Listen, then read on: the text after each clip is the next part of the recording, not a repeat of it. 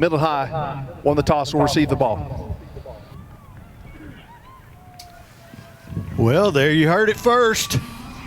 Midland High won the flip, and they chose to receive, so the Broncos will be kicking to start the ball game. Welcome to our Trans Global Production High School Football Game of the Week.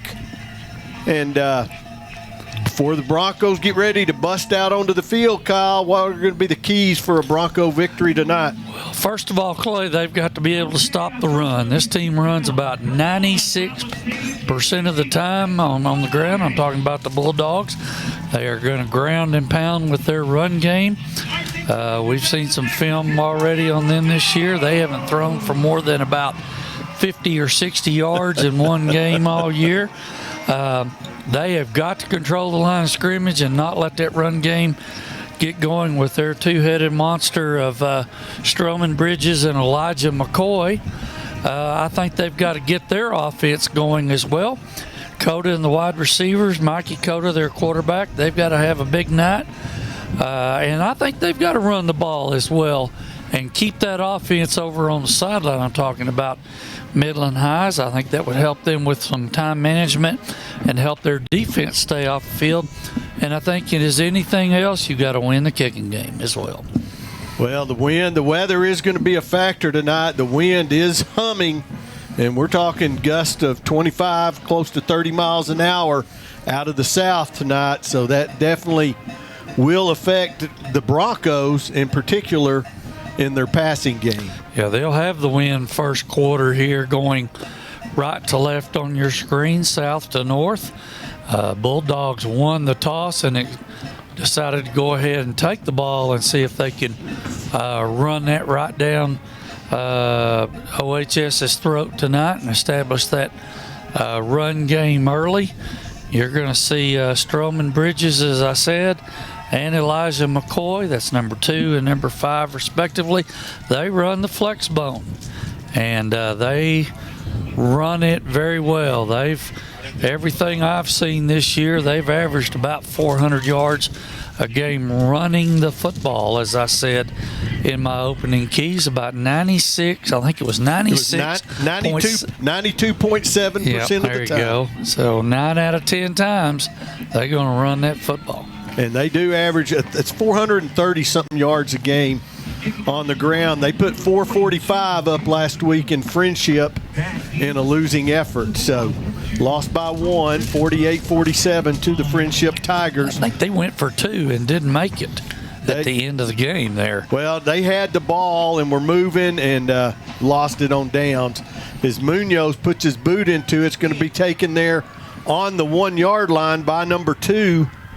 That's Bridges. That's Bridges to run the kickoff back, and he's out over the 30 to about the 33-yard line. Stroman Bridges there, as Clay said, taking the ball back. He's their quarterback, number 2. Elijah McCoy, number 5, will be the running back right behind him in their flex bone offense. We'll see some White King and Steven Garcia, 35 and 34 respectively. A bunch of slot receivers that you'll see go in motion as part of the triple option to get around the corner. We'll mention them as they go. We'll do the offensive line here in just a moment. Well, the Bulldogs, they will go as go McCoy and Bridges as by far the leading ball carriers. There's McCoy right up the middle. He's going to pick up 10 yards, maybe marking down for 9. It's Martin Alva on the tackle for the Bronco defense, offensive line. Giovanni Allen, number 58, the center. The guards, number 73, Polite, Primus, and Jet Garcia. The tackles for the Bulldogs, number 54, Giovanni Mesa, and number 50, Joaquin Vasquez. Nice article in the Midland paper today. Jet Garcia, that right guard, is the leader on that offensive line, 3-year starter. Stroman keeps it, and Stroman is off to the races. He's inside the Bronco 20, inside the 10, is going to be dragged down, but not before he crosses the goal line for a Bulldog touchdown. Yep, this is the triple option, Clay. If we get a chance to see it, watch our replay here. If it comes up, you'll see him ride that ball into the belly. Here it comes. Right into the belly of that running back. Defensive guy took him, so Bridges pulled it, went right back out to the left, found an open hole, and went boogity-boogity all the way down to the Bulldog end zone for a touchdown. 58 yards on that run as the kick is up, and it is good. So early in the ball game, 59 seconds in, the Bulldogs lead the Broncos 7-0.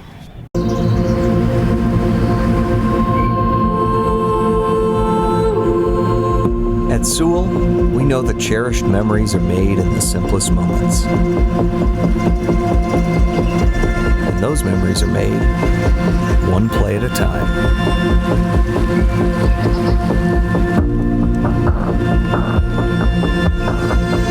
Sewell, where unforgettable moments begin. Hi, my name is Kevin Mannix. I'm the president and founder of Optimus Physical Therapy. I have practiced in the outpatient setting for the last 18 years in Midland, Odessa. It is intercepted by Kevin Mannix. Our professional staff will ensure that your functional goals will be met. Our cutting-edge manual techniques and state-of-the-art equipment allows Optimus to offer an evidence-based treatment approach tailored to each patient's functional recovery. Remember, Optimus Therapy for optimal results. Well, the Bulldogs take the ball downfield quickly, 2 plays. McCoy rips off about 9, and then Stroman Bridges, quarterback, rips off about 58 for the Bulldog touchdown, and they lead 7-0. Yep, and just what we talked about in our opening about being able to run the football, the OHS defense is going to have to make some quick adjustments, maybe some run blitzes in there, take care of some gap responsibilities running the ball and stop that. But now the OHS offense has to answer that touchdown. They'll start with Mikey Cota, their quarterback, number 2. We expect to see George Valdez, number 33, and Tony Gomez, number 32, at the running back positions. We'll see Andrew Rodriguez, number 12, Bo Rodriguez, number 13, Victor Galindo, 18, as a tight end. Kobe Baldonado's been a big target for Cota this year, number 88. Those are some of the receivers we'll see. We'll do the offensive line after this play. Valdez in the backfield with Cota. Got 2 receivers top, 1 bottom.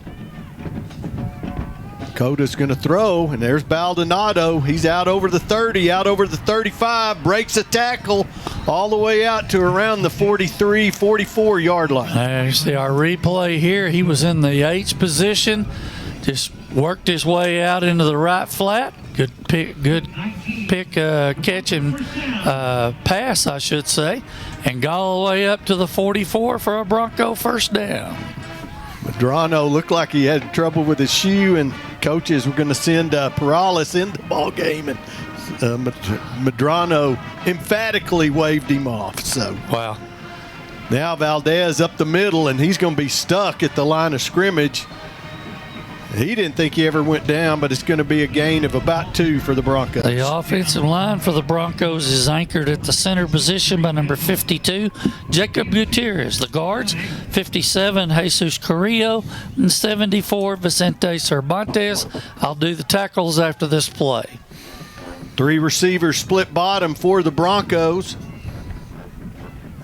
I believe that's Bo Rodriguez by himself at the top. Baldonado again on the catch into Bulldog territory. He's going to bring up 3rd and about a yard for the Broncos. The tackles, number 67, Aiden Ortiz, and number 60, Julian Guevara.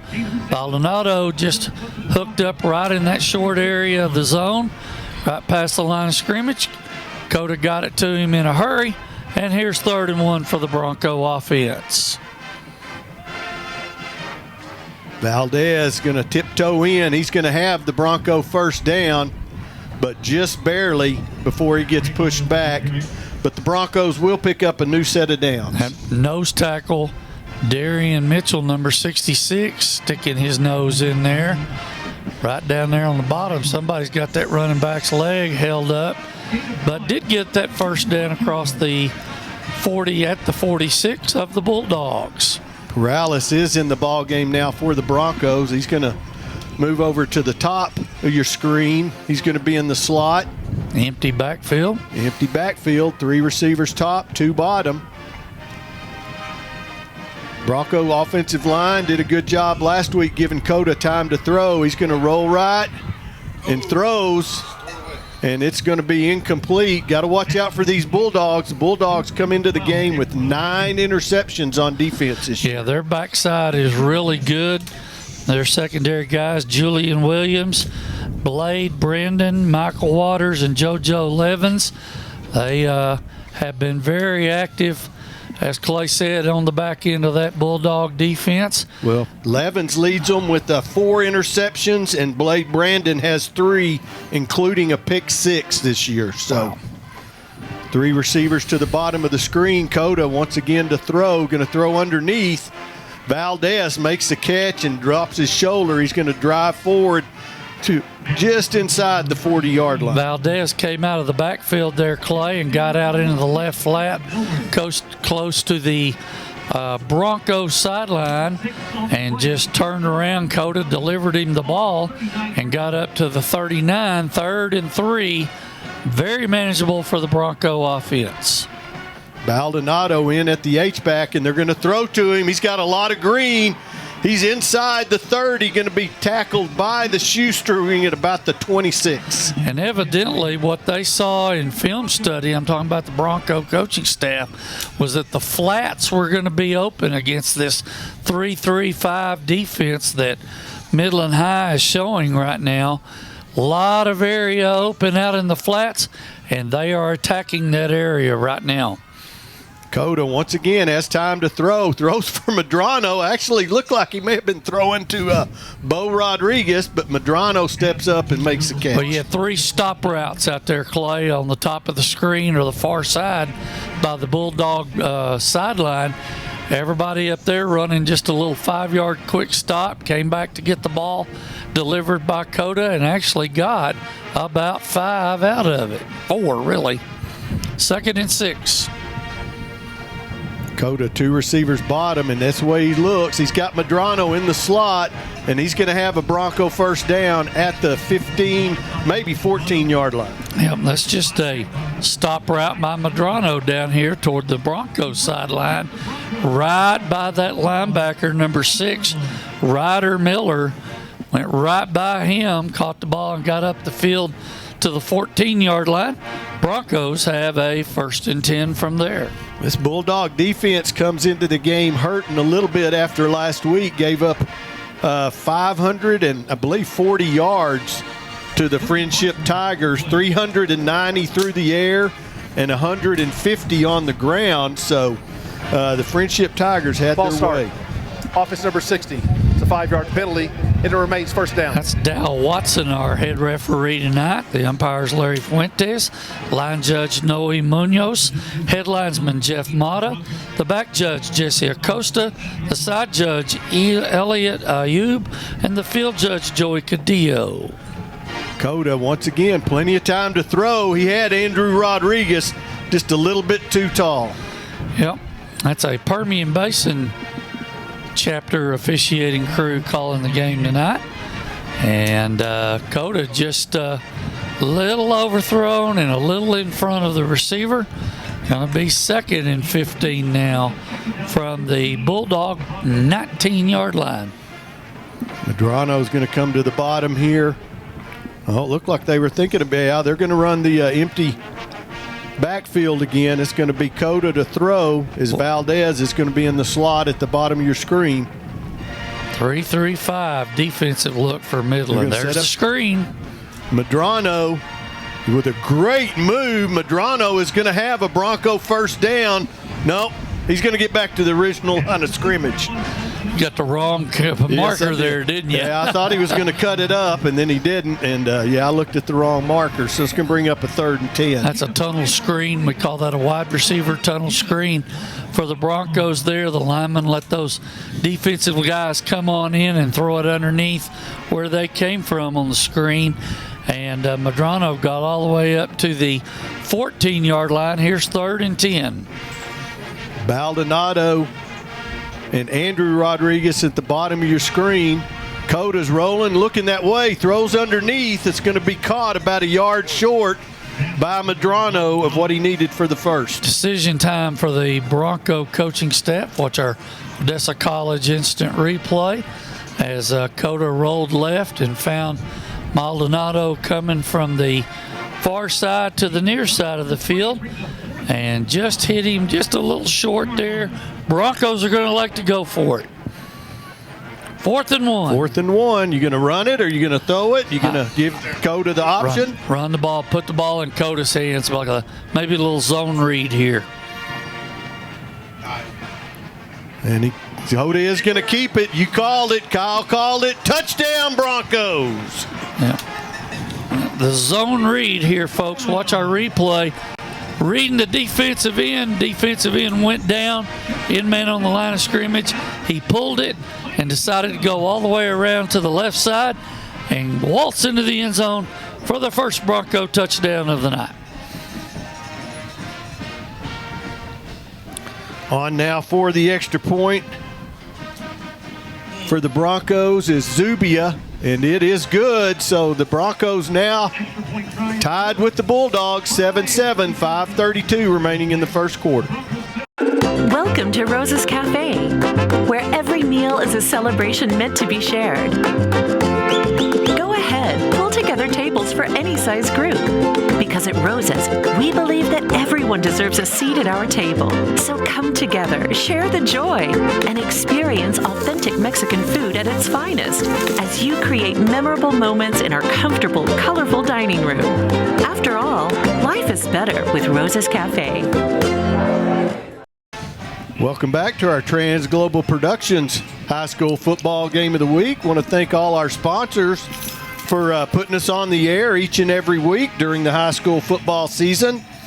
Of course, without our sponsors, this would not be possible. So, folks, be sure and tell them you appreciate them and maybe show them a little love with your money.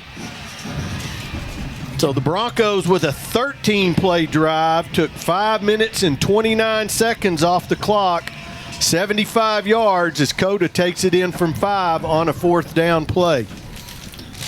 Little short pooch kick, fair caught over on the far sideline by the Midland Bulldogs. That's number 21, Cutter Lang. He's one of their go-to guys on the defensive side of the ball as well. And offensively, caught the ball over there. Bulldogs will have it 1st and 10 from the 25. Let's see what adjustments the Bronco defense has made after that first drive. So many of these names on the Bulldog team familiar because this was a very young team. A lot of these kids played as sophomores 2 years ago. A lot, especially at defensive backfield. And might be why they're leading the district and McCoy interceptions. So they have been together at this varsity level for a long time. So Bridges is going to bring a motion back there, McGowan, and it's up the middle to McCoy. And once again, very, very quickly, the Bulldogs are going to put it in the end zone as McCoy takes it 75 yards for the Bulldog touchdown. That's the dive play out of the flex bone offense to the left side. Just found a gash, a hole, a gap to run through, and once McCoy gets going, he's not going to be caught, and got into the end zone for the Bulldog touchdown. On for the extra point now are the Bulldogs. Snap is down, the kick is up, and the kick by Ramos is good. So the Bulldogs quickly reverse the field. They lead 14-7. At Odessa College, every journey begins with a dream as unique as you. Whether starting at a young age or maybe reshaping your career, it's time to unlock your potential. From cutting-edge medical fields to continuing education, we design 2 years as well as 4-year programs to fit your passion. Our faculty thrive on being mentors, empowering the next generation of creative thinkers, pioneers, and leaders. Because at Odessa College, you're not just a number, you're family. Register now for the upcoming semester for an experience as unique as you. Welcome back to our Trans Global Productions Game of the Week is always produced and directed by Bob Bailey. So the Bulldogs, McCoy takes it in one play, 75 yards to the house. Took him 11 seconds, and the Bulldogs lead 14-7. The Bulldogs 142 yards rushing on 3 plays. So obviously some more adjustments by the Broncos and the coaching staff. Yeah, you're going to have to stunt, move some people around, maybe show a gap open and move somebody there as the play gets started. And I have to try something a little different because right now the Bulldogs are doing just about what they want on the offensive side of the ball running. Well, that's this is one of those looks. You don't see it all year long. You won't see it again this year. No. And you got to prepare for it in 1 week. And the Bulldogs have been running it over and over for years and years and years. And you're going to have to, what it forces you to do, Clay, defensively, you have to play assignment football. Every time the ball snaps, somebody's got to have the dive man, somebody's got to have quarterback, somebody's got to have pitch man. And you're right, you don't see it. Nobody runs this offense but them and Permian a little bit sometimes. And the coach came from Permian. Cota fires over the middles, caught by Bo Rodriguez. He's going to be out over the 35 to about the 37. Watch our replay right here. Cota going to look right down the middle of the field. Easiest throw for the quarterback is right in the middle of the field, and that's where he was. Got right behind those linebackers and got 9 yards on first down. So 2nd and 1 here, coach's dream. See if they take a shot down the field here. Medrano is going to drop out of the backfield, and he did not have time to get set before they snapped the ball. Yep. And Illegal shift. Offense number 1. Number 1 did not come reset for 1 second prior to the snap. Yep. It's a 5-yard penalty. It remains 2nd down. Yeah, you saw come from one side of the field to the other, which he can do, but he's got to be set before the ball can, unless he keeps running parallel to the line of scrimmage. Right. No, and he was coming to set, and he just did not have time, and that's not his fault. They've got to do that quicker. Yep. Cota and the center have to be aware. Cota back to pass. He's going to drop it out here in the flat for Valdez. Valdez, I tell you what, he makes a catch and makes a nice run, but he meets that first white jersey, and they shut him down. Yep, that's a little swing pass to the back out from the backfield, as you said, out to the left.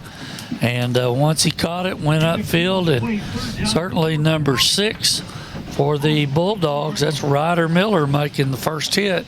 And he wrapped up and made the play. Here's a big 3rd and about 5 for the Bronco offense. Only 2 yards on that last play. 3rd and 4, I should say. Cota throws quickly, and he's got Baldonado with a great spin move and a stiff arm. Baldonado into Bulldog territory at the 45-yard line. And Baldonado was down here in the slot. Play action holds the linebackers and allows him to get upfield and find that open spot. Cota delivered the ball, and Baldonado got it down to the 45 of Midland. Valdez, a big hole up the middle. Valdez is going to have another Bronco first down. Yep. On first down, watch right here. Line does their job as number 33 for the Bronco offense. As Clay said, Valdez finds that open spot and runs to daylight for a first down. There's Valdez again. This time he's going to be hit, but keeps his feet, drives forward to about the 30-yard line. Just off the left side of that Bronco offensive line, Vicente Cervantes and Aiden Ortiz doing the job on the left side. As you can see, our instant replay right there. Just got him up the field to about the 30-yard line. Cota back to pass. A lot of times going to it's going to be tipped this time, as it looks like number 13 for the Bulldogs got his big meat hook up there, Taj Harris, and knocked the ball away. Yep, and they had him out in the flat again. I'm telling you, they saw that. Don't know if they saw that from last week. As you said, Friendship likes to throw the ball around, and evidently did a lot of that in that 48-47 victory last week must have seen something out in the flats that they could attack this Bulldog defense win. 3 receivers top of the screen. Coda rolls that way, wide side of the field, and he is going to be brought down for about a 4-yard loss. It's going to set up a 4th and 10 for the Broncos, maybe 11. Number 66, Darian Mitchell out there for the Bulldog defense in pursuit.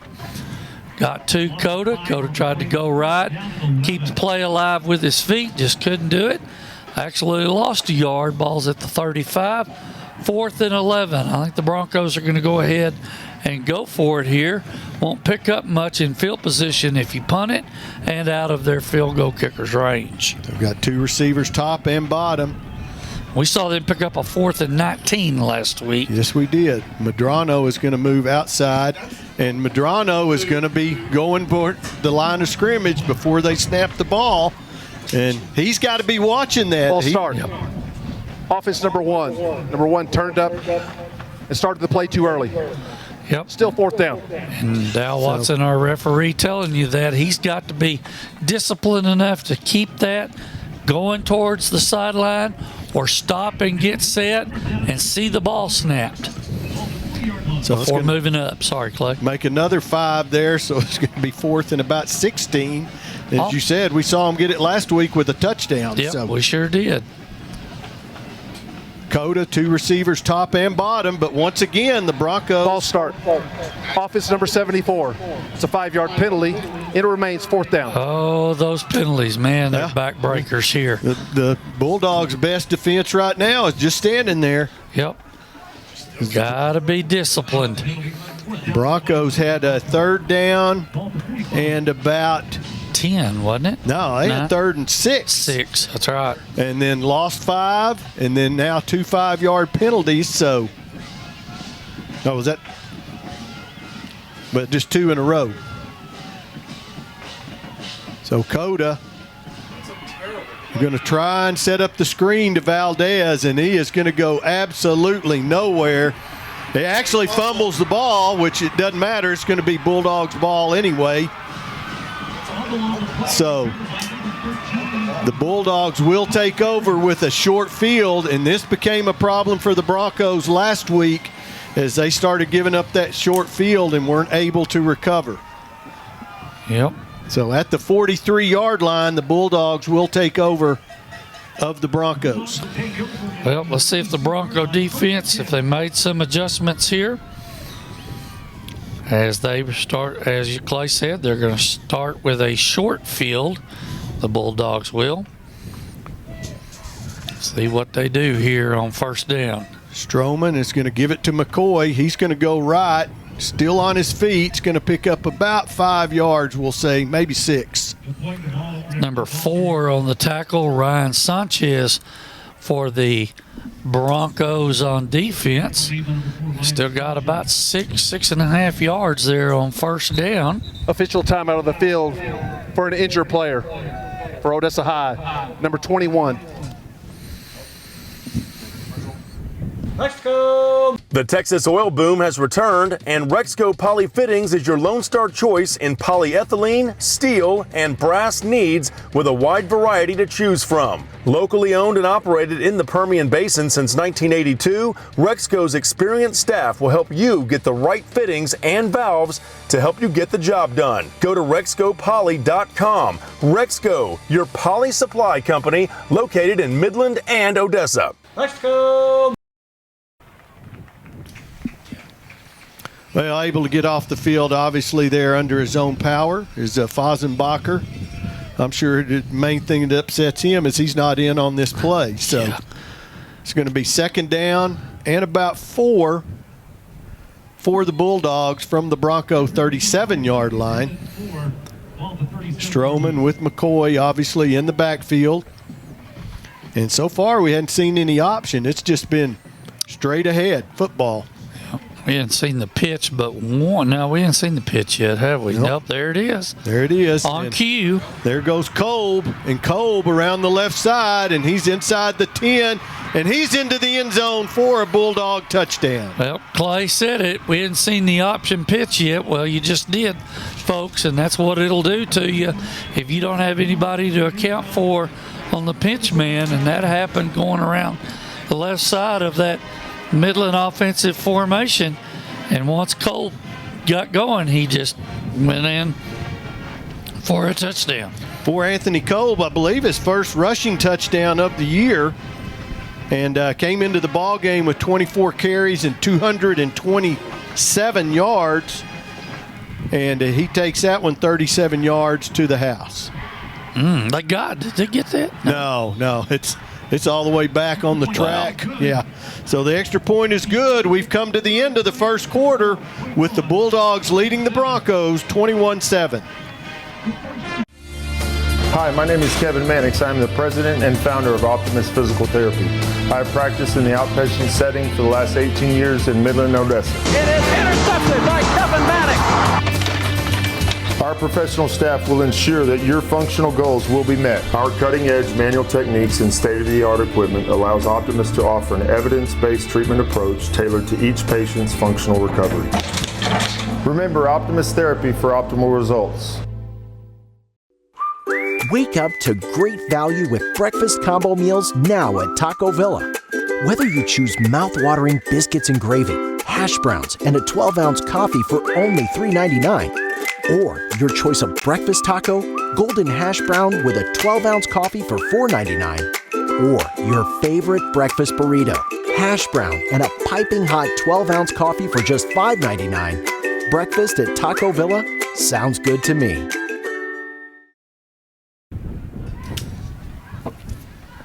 Our Trans-Global Productions high school football game of the week. Easy for me to say, huh? Yep. Broncos trailing 21-7 here as the Bulldogs prepare to kick off. And the Broncos will have to move against the wind this quarter, which will affect their game at least a little bit. So kicking off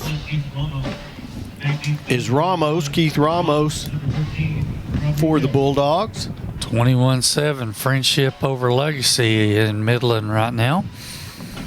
And that's going to go well into the end zone. Almost to Andrews. The Broncos will take over at their 25-yard line. Well, Bronco offense needs to respond here. Put some more points on the board.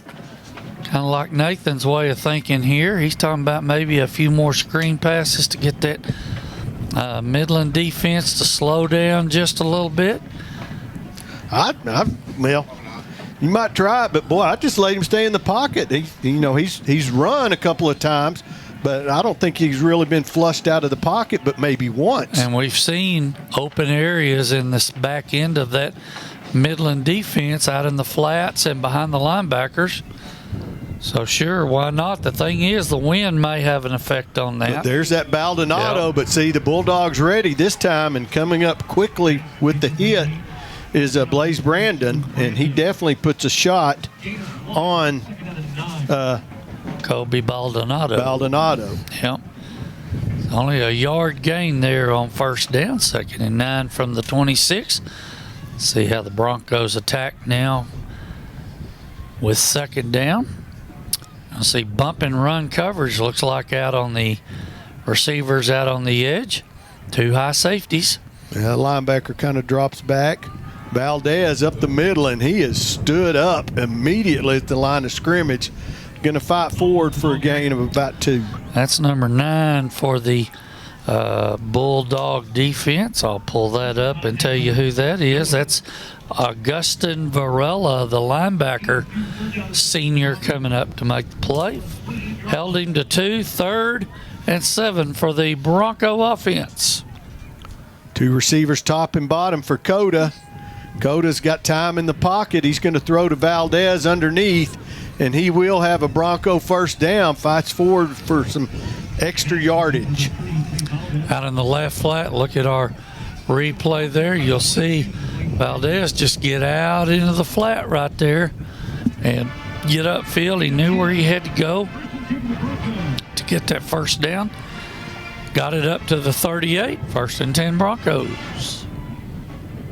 Baldonado in at the H-back right now. Coda's going to keep it this time. He cuts it back up the middle, and he's going to gain some yardage. Closed on very quickly there by number 10, Julian Williams. Yep, came up from his safety position to hit Coda on the zone read. You see that on our instant replay right there.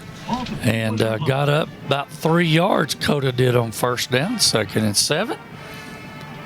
Look how they're playing tight out on the edges, Clay, with the corners. Oh, we're going to run a draw this time. Valdez straight ahead. Might have had a little more yardage busting it out left or right, but he's going to go straight ahead and pick up another 5. Yeah. As you said, the draw play, watch here on a replay, allowed the ends to get upfield and allowed Valdez to look and find a hole on the draw play, trying to draw that defense out toward Coda, thinking pass, and got a good gain, 3rd and 2 from the 46 of the Broncos. So we're going to see the zone read here again, or is he going to throw it? I think so. Why not? Put it in Coda's hands. There it is. Yep. And Coda's going to be able to not pick it up, as once again he is closed on quickly in the secondary there by number 25, Michael Waters. Yep, watch here, zone read, pulled the ball. Like to see Coda plant a foot and get on up the field. The more you go sideways, you allow that defense to come on and pursue to you, stringing it out, and only got a yard, 4th and 1. Looks like the Broncos Official timeout on the field. We have a player in the area that's unsafe until they get him to safety. He's unsafe until they get him to safety. Right, there you go. And there he is. This somebody a little banged that's up. Wilkerson, I think. Oh, that's Coda. That's not what we need to see for the Broncos. So probably going to take a timeout here, I would guess. Medrano saw action at quarterback when Coda was out last week, and Medrano is in the ball game now. Clock is rolling at 8:37. You see it down in the bottom right-hand part of your screen. 4th and 1. I would look definitely for the zone read here. And the Bulldogs ready for it and going to shut Valdez down for a loss of about a yard. Yep. Brought a lot of pressure, the Bulldogs did defensively there. And as you said, cut that off in a hurry. And now have the football with a short field again at the 44-yard line of the Broncos. Bulldogs will have the ball 1st and 10. 8:22 remaining here in the first half. Bulldogs come to the line. Bulldogs have only run 5 offensive plays and have 3 touchdowns to show for it. And how much in running? There you go. There we go. As That's McCoy going to only pick up 2 on first down for the Bulldogs. Dominic Taylor bringing him to the turf. Watch the initial hit here right there. Trying to get that number. Looks like that's 26. Is that Mata? Believe that is. Yeah. That's no, Alva. That's it. Martin Alva. Yep. Hit him and bounced off of him before Taylor finished it off, but not before he only got about 2 yards there. See if they try to go wide, Clay, to the far side. 2nd and 8 for the Bulldogs. To the field side. No. Yep. Yep, they're still going to do it. He got it. Oh! Get to the ball. There you go. Trey Gerald, almost a miraculous catch there. Almost an interception. Yep, watch here on our instant replay. Pitch was a little high and behind the guy, and Trey almost laid out there and got the football, just couldn't get his hands on it off his shoulder pads, and ball ended up being recovered by the Bulldogs back at the 47. 3rd and about 13 for the Bulldogs. See if the Bronco defense can get off the field here. 3rd and 13, normally a sure passing down for teams, but not with this offense. Not with this offense, as Bridges is going to go left, and he's going to have the first down plus all the way down to the Bronco 22-yard line. Yep, ran the triple option, kept the ball, got around the left side. DeMontre Atkins making the play downfield, but not before the Bulldogs have a first down. Watch him pull the ball right there, folks. He's down here at the bottom of the screen and gets on around the corner before Atkins gets him out of bounds at the Bronco 22. Somebody needs to tell those camera guys they're running the option up there. Nah, our camera guys do a great job. Sometimes you just can't pick it up. Yeah. But, boy, I got to get a shot in when I can. Bridges to pass now. He throws, and it's going to be complete. Down inside the 10-yard line, completed to number 19 for the Bulldogs. That's Cornell Hunt, who had 2 catches and 2 touchdowns coming into tonight. Well, what's the old saying from the show, Clay? Surprise, surprise, surprise. Yes, sir. Ran the drag route from the tight end position and was wide open coming across from the right side of the formation to the left. Good throw by Bridges, good catch down to the 4-yard line. First and goal, McCoy up the middle and into the end zone for the Bulldog touchdown. Yep, just off the right side on the dive. Give to that first back coming through and tiptoed through the tulips, as the old song used to say, right into the end zone for a Bulldog touchdown. They ran too many plays. Yeah, that's as many plays on that drive as they had ran up to this point in the game. So once again on is Keith Ramos to do the kicking for the Bulldogs. Wind at his back. That ball sails almost to the scoreboard. So the Broncos now trailing the Bulldogs 28-7. Are you sure we should take this billboard down? People find out State Farm does car loans as well as they do insurance. Our bank is through. Good point. Grab an edge. Look, there's 2 guys on the State Farm Borrow Better banking sign. No, for real, there's 2 dudes on the State Farm Borrow Better banking sign. Gentlemen, please get down from the State Farm Borrow Better banking sign. Phil, get the hose. Okay, he's getting the hose. All right, let's go. Want to borrow better? Contact State Farm agent Mike Podzemny about a car loan that can save you hundreds.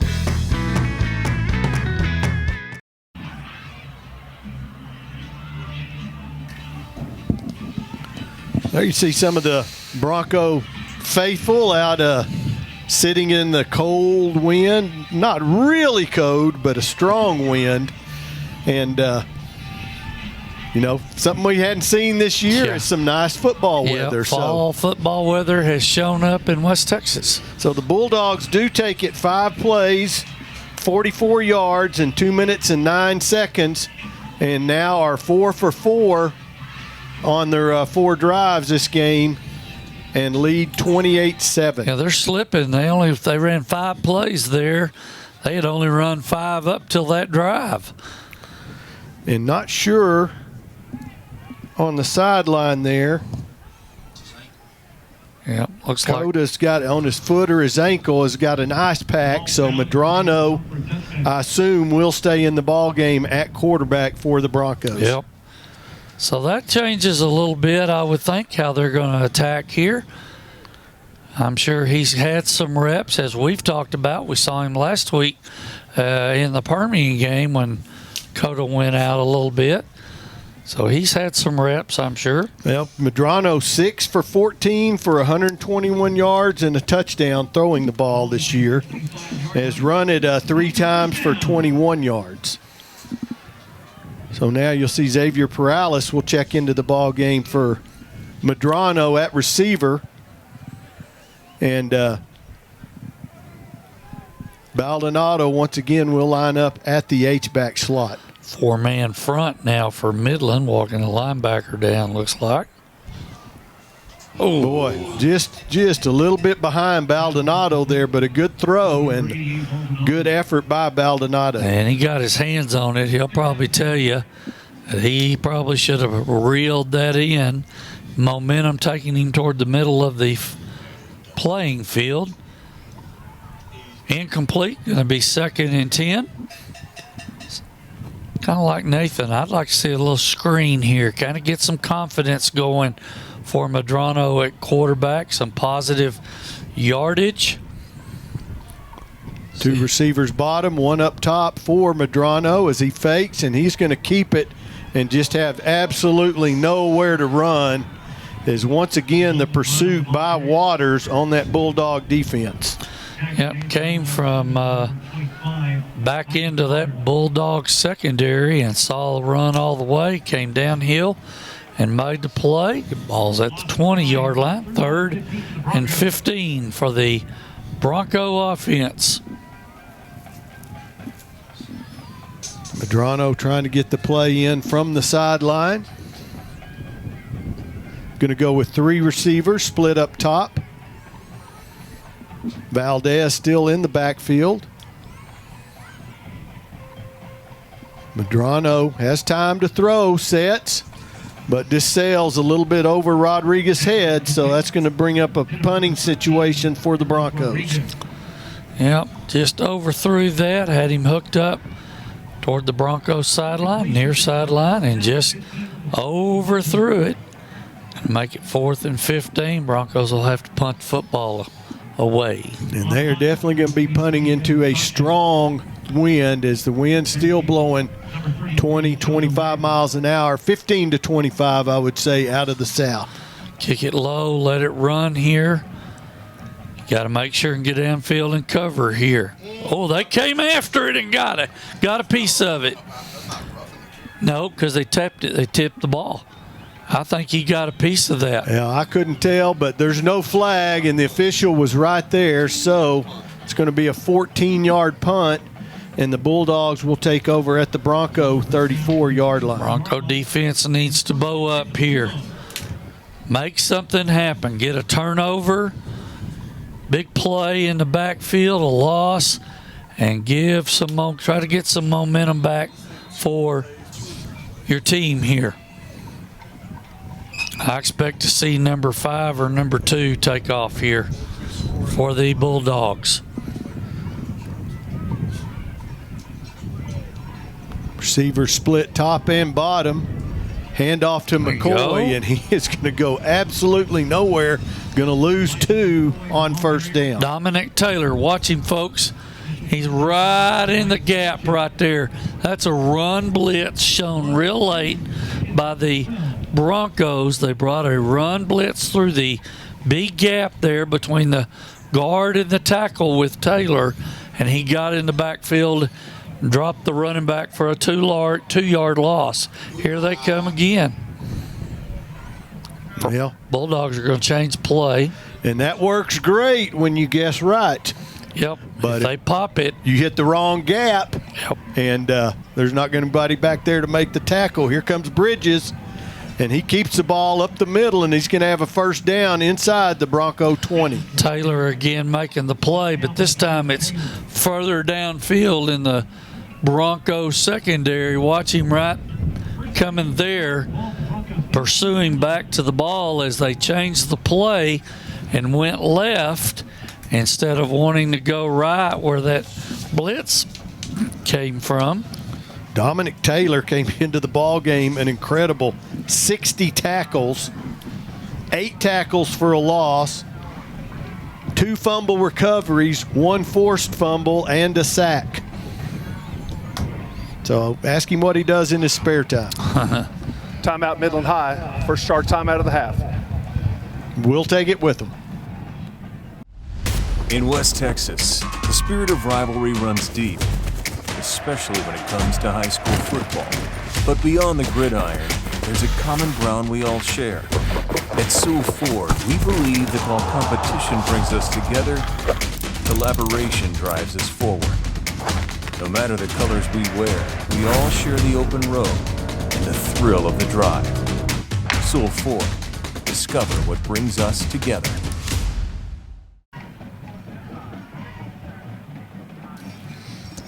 Welcome back to our high school football game of the week. As always, brought to you by Trans Global Productions.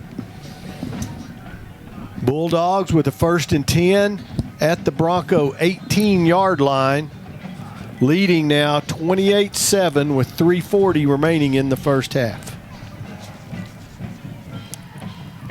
Bridges in the standard formation. Now he's going to put one man in motion. Get set. And he's going to roll, and he's going to throw, but it has no time, and he is going to be taken down all the way back at the 29-yard line. Clay, watch over here. They tried to set up a screen back over here toward the Broncos sideline. For Odessa High. And Odessa High read it. One play due to his helmet coming off. Odessa High read it. Number 26 for the Bronco defense making the play. That's Martin Alva again. Also, Jaden Hodges. Both of them read that and got in the backfield for the sack. So second down and about 21 now for the Bulldogs. McCoy right up the middle, and he drives forward and is going to pick up basically the yardage they lost. Alva made the play again for the Broncos in their defensive secondary, but they did get up to the 19-yard line, making it 3rd and 11. Up 28-7. I think they were going to stay in their game plan and try to pick at least half of this up and maybe go for it or kick field goal on 4th down. Well, Keith Ramos is 1 for 1 this year on the field goals. Had a 39-yarder earlier in the season. Pitch this time going to go around the right side, and into the end zone goes number 21, Cutter Lang, for his second rushing touchdown of the year. Triple option run, just like it should be. Watch on our OC instant replay. Pulled the ball, got some pressure in his face, pitched it out to the guy coming around the end, and he just went on around toward the end zone for a Midland touchdown. As per usual, I read the wrong line. That was Cutter Lang's 5th rushing touchdown of the season. Ramos on to boot the extra point. A snap was a little slow getting there, but it made it. The Bulldogs now lead 35-7. It's what every cowboy dreams about under the Texas moon, getting to see their sweetie. Rich, flavorful kisses that taste like strawberries, cascading chocolate swirls that make an hombre weak in the knees, and cool, creamy shapes that'll put a jingle in your spurs. Heck, they're dreaming of Texas Burger, where they've corralled fresh-made goodness sweeter than a Pecos cantaloupe. Texas Burger, wanted by Texans everywhere.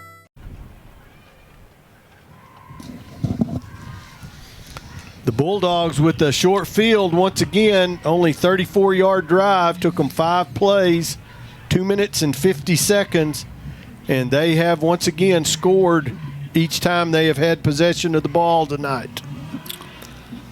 Well, 2 minutes, 11 seconds remaining here in the first half. Give the Broncos a chance to go in. I do see Coda thinking about putting his shoe on anyway, so we'll see if they were able to get some swelling down or whatever the issue is during half, and maybe we'll see him in the second half. Maybe we will not.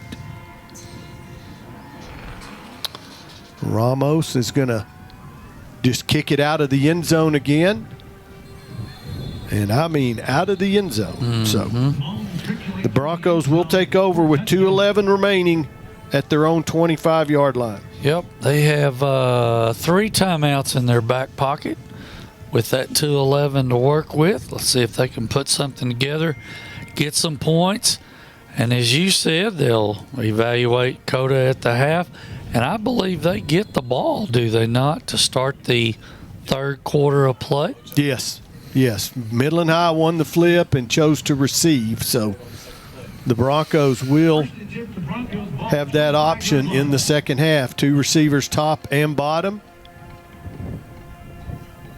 Medrano he's had time to throw. Going to hand to Valdez, this time up the middle, hit hard, but spins around and puts together about a 3-yard gain. Coda's still got ice on his left ankle down here, so I don't think we'll see him until Not this half. He had his shoe a minute ago. He was contemplating it, but he may not have been supposed to have done that. He may have gotten caught. So Medrano throws to Baldonado. Baldonado out over the 35. It'll be first down Broncos. Good throw and catch from the quarterback there. Santiago Medrano to Kobe Baldonado in that open area we've been talking about here in the first half, that That area of the Bulldog defense is open, and they are taking that, the Broncos. Looks like now checking into the ball game is going to be Ortega, number 16 at quarterback. And he is going to do his own read, but before Valdez has a chance to get going, he is going to be brought down by number 53 for the Midland Bulldogs. That's Brayon Lewis. He's I've got him listed on their program as an offensive lineman. He's a senior, but getting some playing time. Timeout, Midland High. Run is possible. Their second of the half. I read that jersey number wrong as well. We'll see if we can check that, and we'll be back after this. Diamond Pump and Transport LLC specializes in oil field transportation. We are locally owned and operated and do business in the Permian Basin and West Texas areas. We also provide hot oil service, acid pumping, water hauling, tank cleaning, and other types of oil field transport and hauling services. We invite you to call us today. Diamond Pump and Transport LLC, 432-617-8084. Rosa's Cafe's breakfast takes me back to those early mornings. The smell of fresh homemade tortillas filling the air. The warmth of my mother's kitchen wrapped around me like a hug. Rosa's is a taste of home, a reminder of the love and tradition that went into every dish. Taste the authentic flavors of a Rosa's Cafe breakfast. After all, life is better with Rosa's Cafe.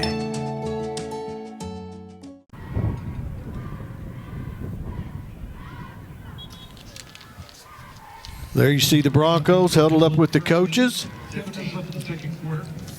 Going to be second down and about 13. 46 seconds remaining here in the first half for the Broncos to work with.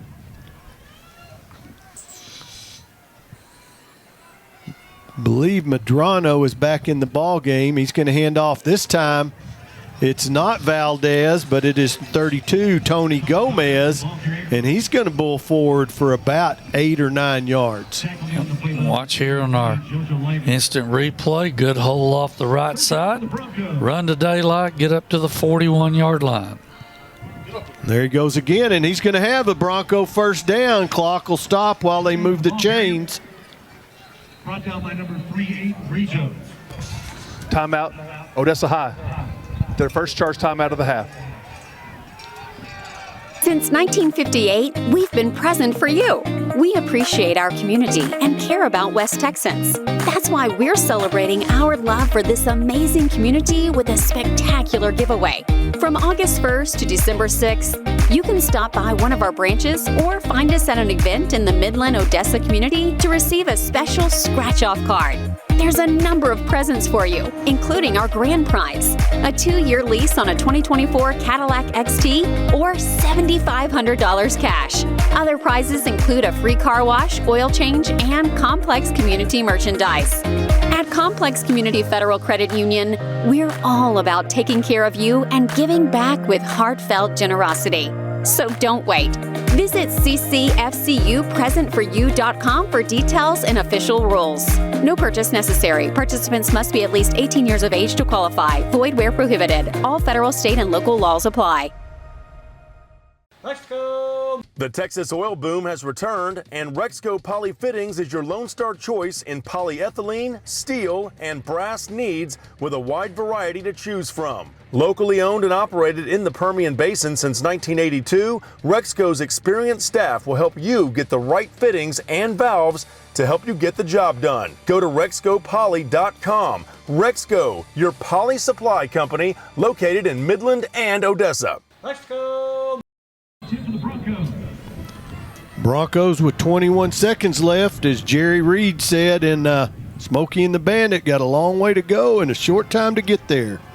Medrano's going to throw it back. Gomez makes the catch. Gomez down inside the 30, going to be brought down at the about the 23-yard line, but the Broncos with 10 seconds remaining. Timeout, Odessa High. We'll spend another timeout, and we'll take it with them after the replay. Little throwback screen there. Rolled the quarterback one way to get the flow defensively to go with him. Gomez's first catch of the season.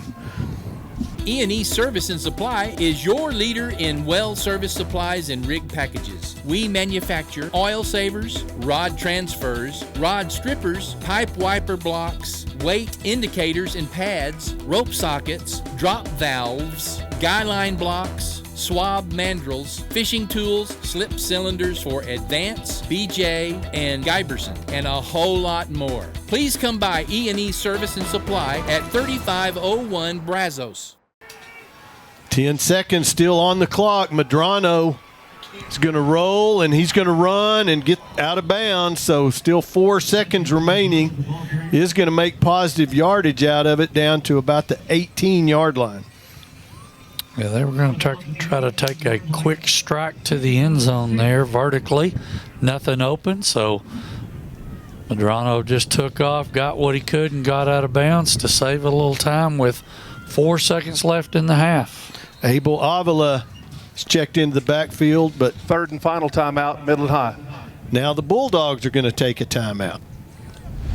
In West Texas, the spirit of rivalry runs deep, especially when it comes to high school football. But beyond the gridiron, there's a common ground we all share. At Sewell Ford, we believe that while competition brings us together, collaboration drives us forward. No matter the colors we wear, we all share the open road and the thrill of the drive. Sewell Ford, discover what brings us together. Are you sure we should take this billboard down? People find out State Farm does car loans as well as they do insurance. Our bank is through. Good point. Grab an edge. Look, there's two guys on the State Farm Borrow Better banking sign. No, for real, there's two dudes on the State Farm Borrow Better banking sign. Gentlemen, please get down from the State Farm Borrow Better banking sign. Phil, get the hose. Okay, he's getting the hose. All right, let's go. Want to borrow better? Contact State Farm agent Mike Podzemny about a car loan that can save you hundreds.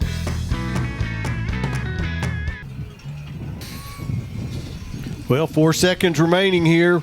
What's your call going to be for the Broncos this time, Kyle? Oh, I think you got to take a shot in the end zone somewhere. I mean, I kind of like the middle of the field with Baldonado. If you can get him one-on-one, he's going to be in the slot, number 3 receiver.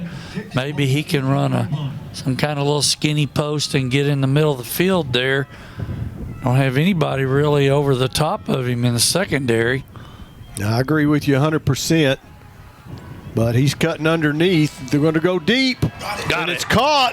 And he caught it in the end zone. Touchdown, Bo Rodriguez. Ran just a out route in the end zone. There you could we'll show the replay after this play. After the extra point for the Broncos. The kick is up. And it is no good. Do we have that replay? See if we can show you that replay. Here we go. Great footwork by Bo Rodriguez. Good throw by Medrano. Yep, threw the safety off and going looking the other way. What a great job of catching the ball and getting a foot down for the Broncos right there from Bo Rodriguez.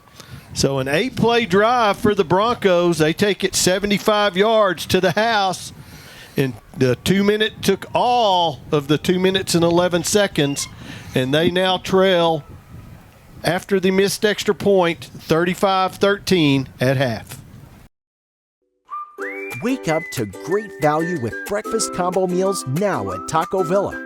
Whether you choose mouth-watering biscuits and gravy, hash browns, and a 12-ounce coffee for only $3.99, or your choice of breakfast taco, golden hash brown with a 12-ounce coffee for $4.99, or your favorite breakfast burrito, hash brown, and a piping hot 12-ounce coffee for just $5.99. Breakfast at Taco Villa sounds good to me.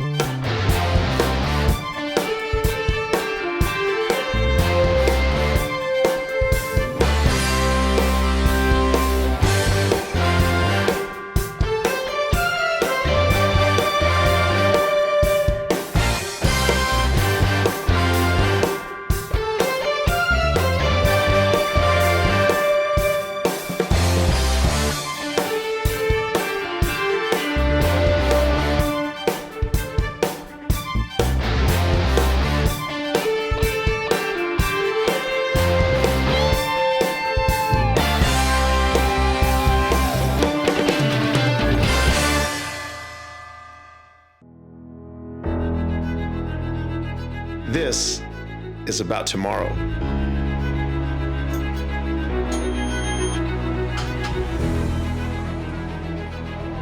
Our thriving living world.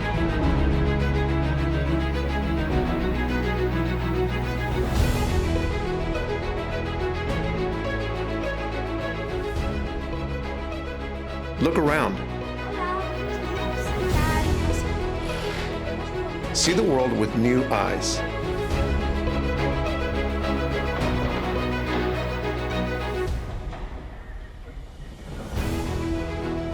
Realize our actions, the impact, and the size.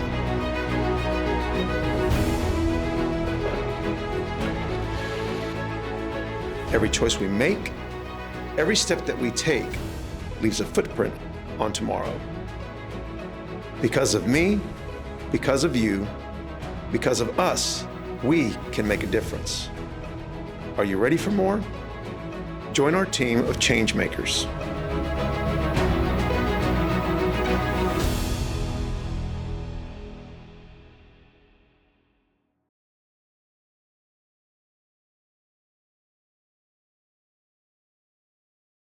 Our halftime interview this week is with Dr. Lilia Nanez. She is our Associate Superintendent for Curriculum and Instruction. Thank you for coming in and sitting down with me for just a few minutes here. My pleasure. We are going to talk Portrait of a Graduate. We've talked about this a little bit. It's not brand new, but I think it's new to a lot of our families, and we want to really dive into it a little bit. So tell me, what is a Portrait of a Graduate?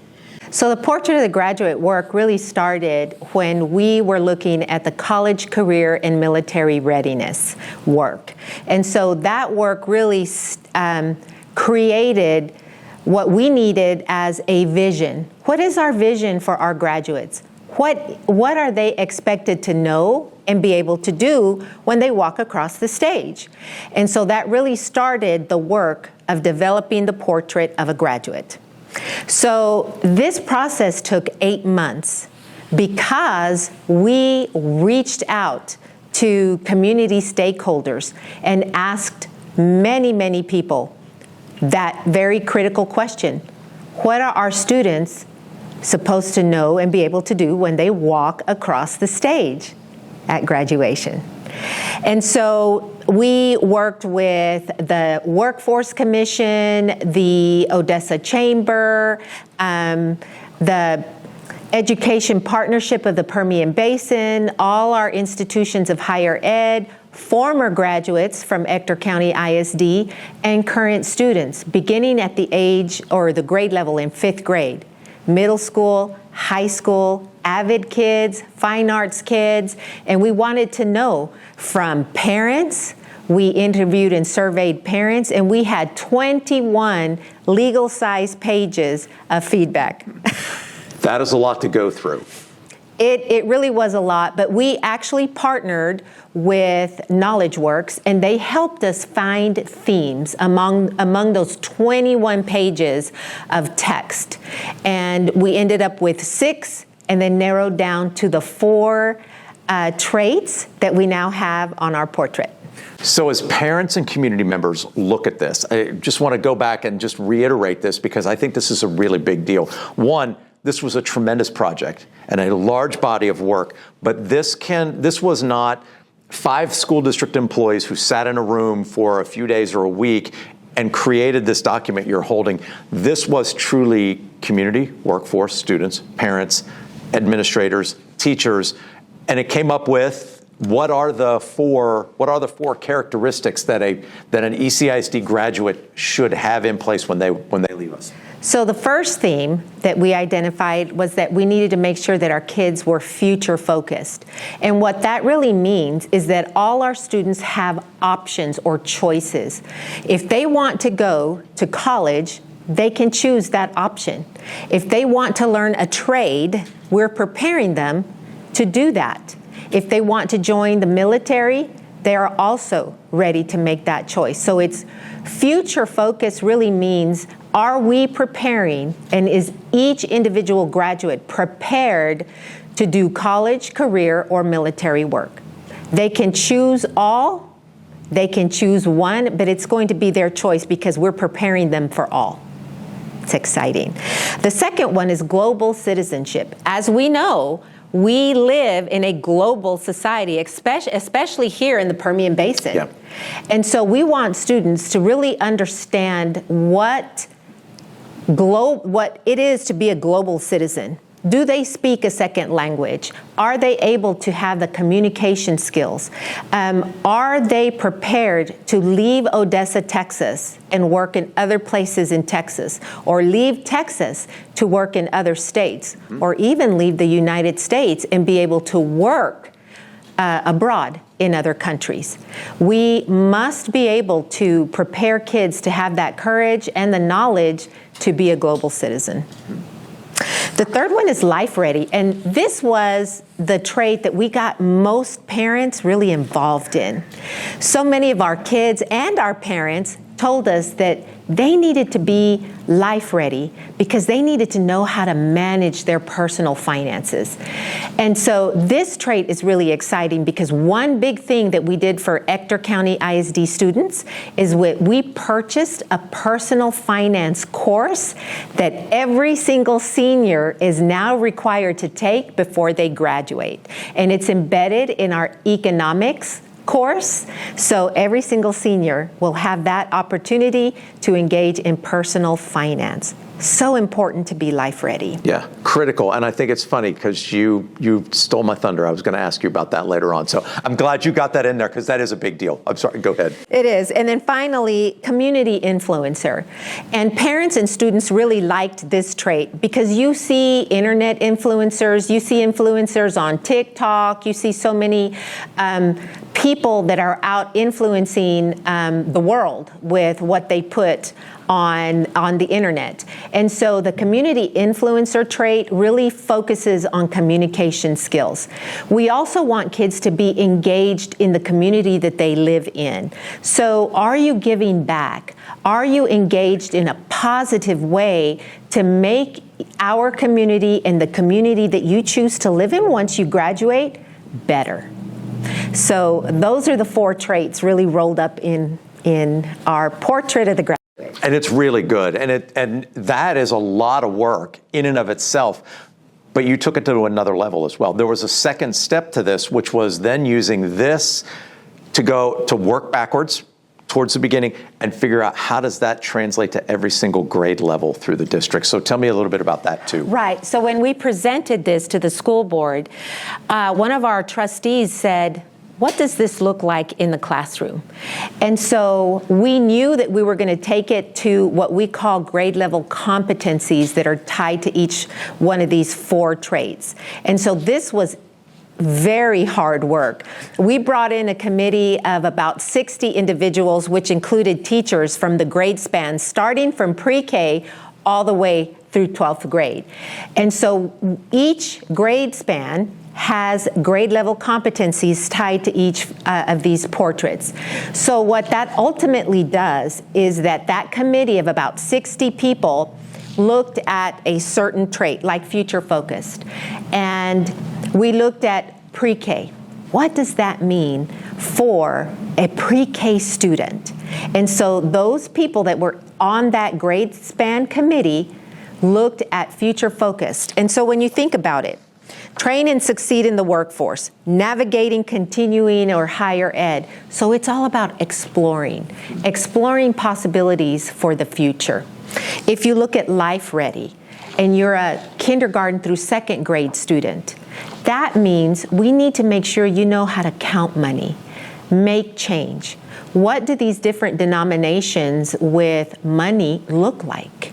Or if you are a senior and you're preparing to go off to college, or if you're working toward a trait, because as you know, ECISD is placing our graduates into career fields that pay 6 figures. That's right. Do you know how to manage a household budget? Do you know how much you have to set aside for rent, for living expenses, for those kinds of things? And so how much money do you have to spend on gas? And so that's what it looks like from a pre-K, from a 1st, 2nd, 3rd grader to managing a budget when you're a senior in high school. Such a big deal. And so as a parent, you have the ability to go to your school, to ask the questions, to even look on our website, find this information, and what to expect. What can I expect from my kindergartner? What can I expect from my second grader, a fourth grader? You can look at these competencies and see, oh, this is where my children are headed or should be, or for the most part, be able to accomplish by the time they finish this grade level.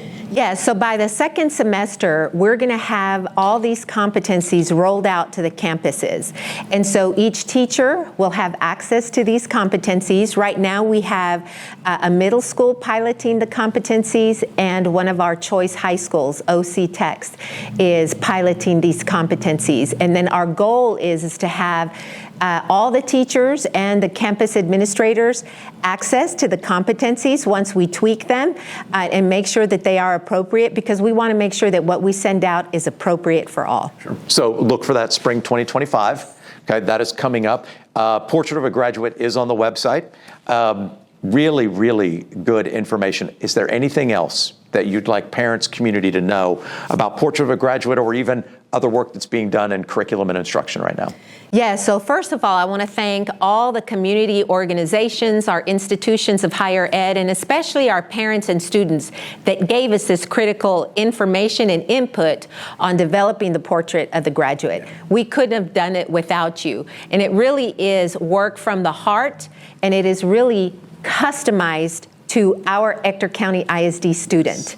And so I just want to thank everyone that participated. And then for parents, start asking your student, your child, about the traits, and ask them, hey, did you actually work on being future focused today?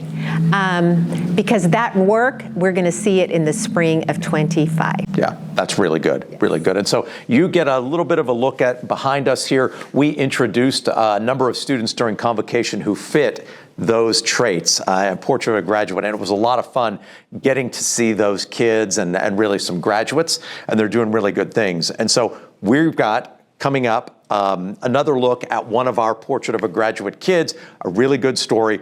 One of our alumni, probably recognize the name. So those are coming up. Dr. Nunez, thank you for doing this. Appreciate you sitting here with us and telling us more about this. And it's good work. It's really good work. Yes, my pleasure. Yeah. Thank you. Good deal. All right, we'll be back with more.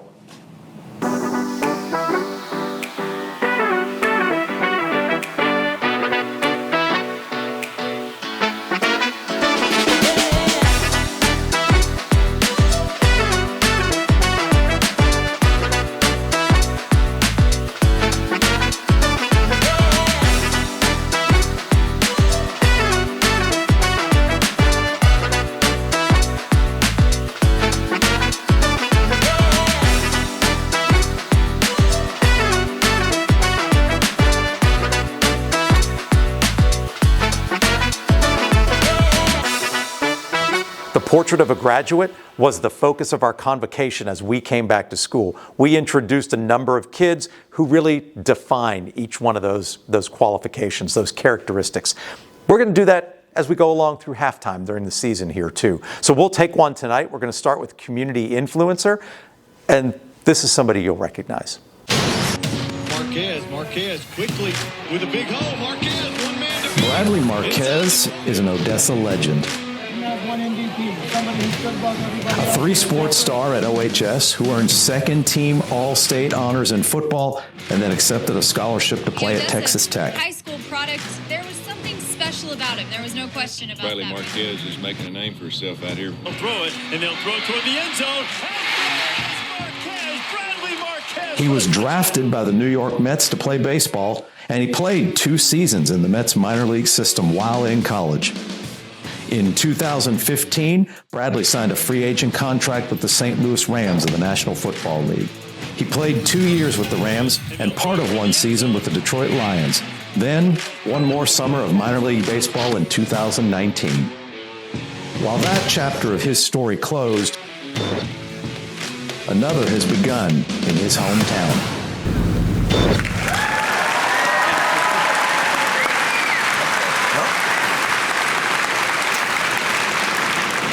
I know the footage can't be over because the Miami Dolphins weren't on your resume? No, unfortunately not. No. We have to work on that, so there's work to be done.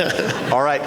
So Bradley, you've had quite a career. You've had some interesting experience. You've lived in some interesting places. In fact, you could live anywhere in the world, but you've chosen to live here. Why? This is home. No matter where I've been, all the different places I've lived, I was away for a little over 10 years, and none of them were home. And I know home is what you make it and everything, but this community, my friends and family, they're all still here. And as great as it was to have them come visit at the cool places I got to live and be a part of, it's just nothing like home. So anytime I'd come back and visit and everything, once everything was all said and done, we knew we wanted to get back, at least in Texas, to be closer and get out of California. So.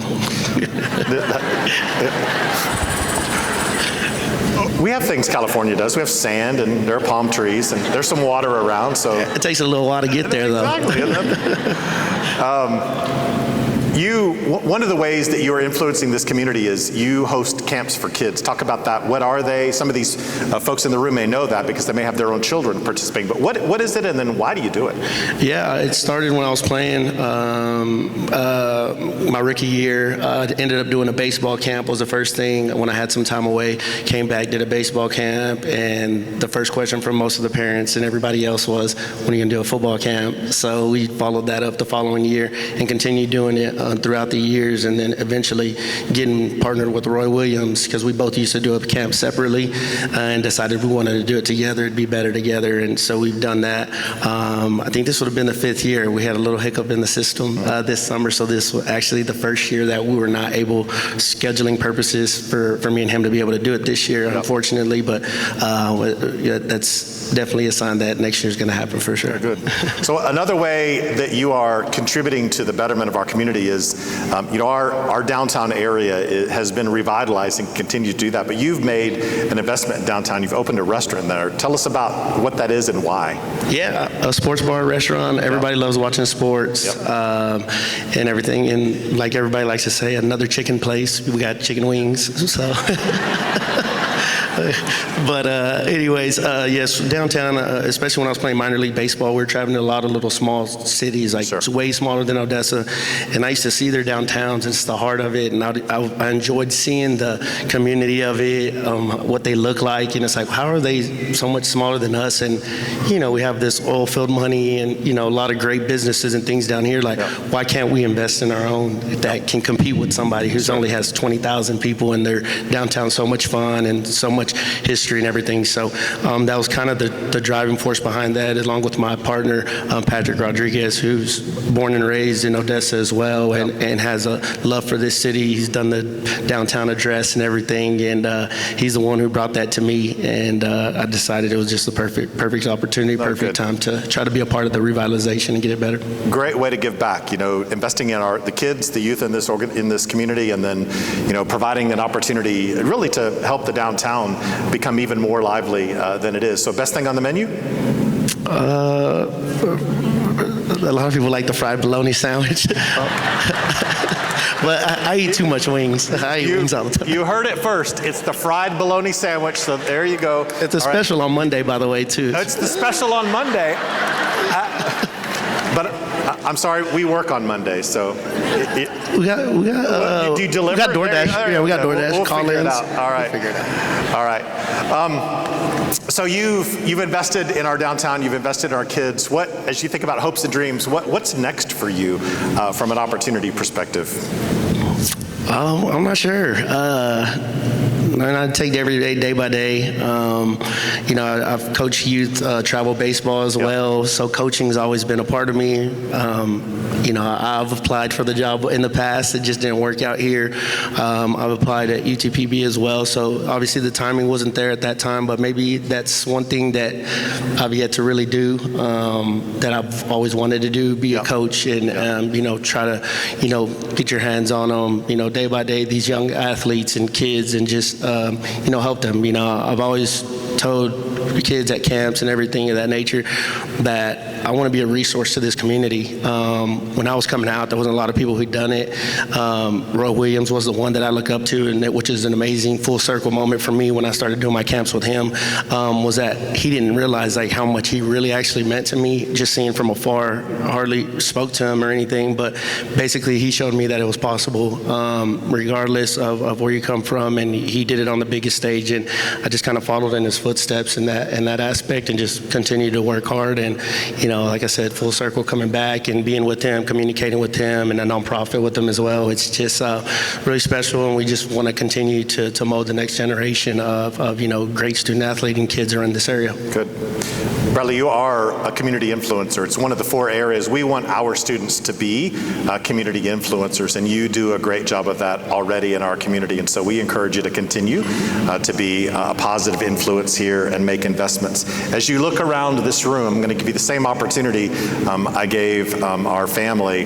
There are 4,200 employees that serve 33,500 children in this community. What do you want us to know about the kids that we serve? Well, I think the biggest thing for me and seeing it's every kid's different, every kid responds differently, and I know these teachers know that. Everybody doesn't have a great day all the time, that's including yourselves as well, but especially the kids. So kind of keep that in the back of your mind. You don't understand what certain kids have gone through the night before, the morning before, and everybody communicates differently. So some might be crying out for help in different ways, different areas, but nobody's the same. So it just takes someone really special to navigate those challenges and obstacles. Good. Thank you, Bradley. Thank you for your influence, and thank you for your continued influence in our community. Thank you. Appreciate it. Bradley Marquez, such a good guy. I knew you'd recognize him. I know you remember him, and he is doing such good work here in the community. We really appreciate him. All right, we're almost done with halftime. We're getting closer to the second half kickoff. Enjoy the rest of the game.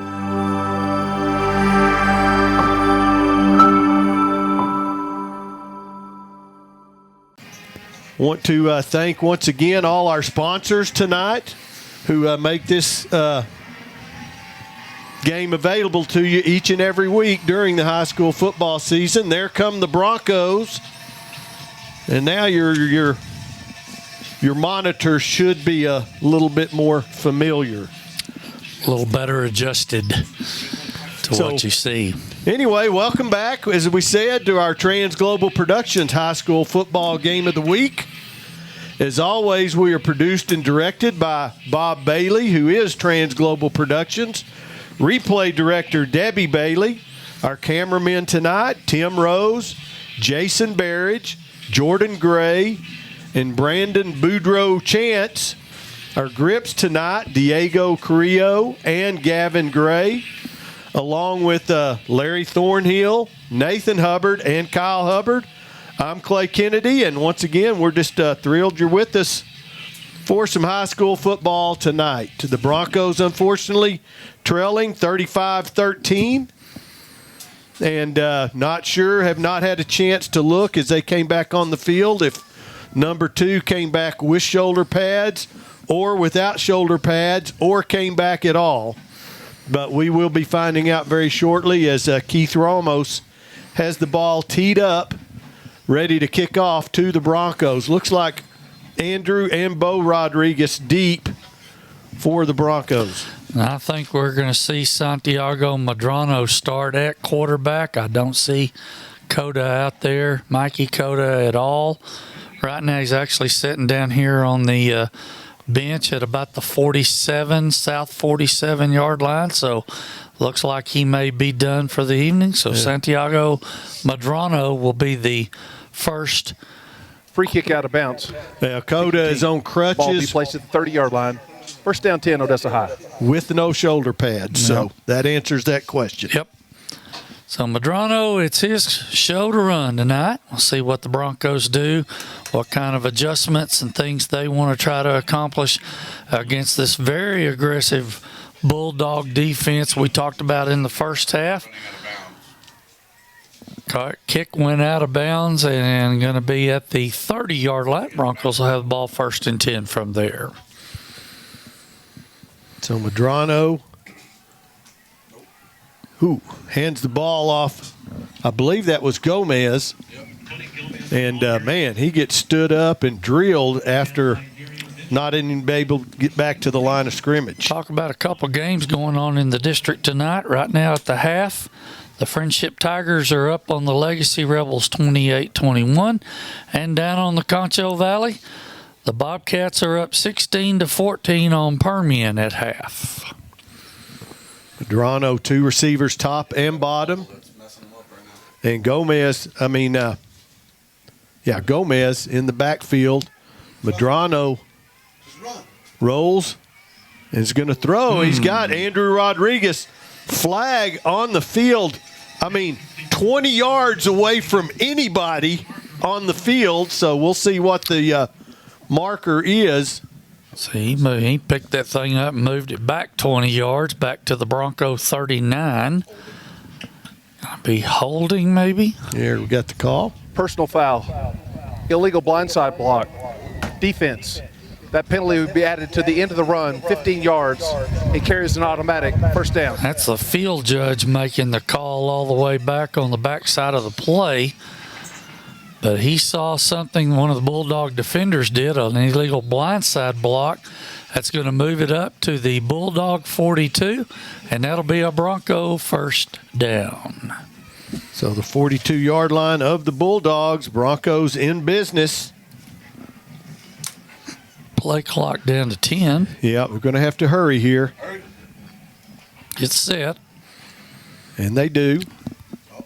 We're going to run a reverse, and Medrano wants to throw, and he's going to go deep for Bo Rodriguez, and he makes an adjustment, and there's a flag comes out on the play late, and that is going to be an interference call on the Bulldogs. Yep. Or holding, more likely interference. A little tomfoolery from the Bronco offense there. That's pass interference. Defense number 26. It's a 15-yard penalty and carries an automatic first down. That's Dal Watson, our head referee. I'll try to run through them again sometime here in the second half, as our officials are from the Permian Basin chapter of our officiating association out here. But the Broncos have a first down at the Bulldog 26.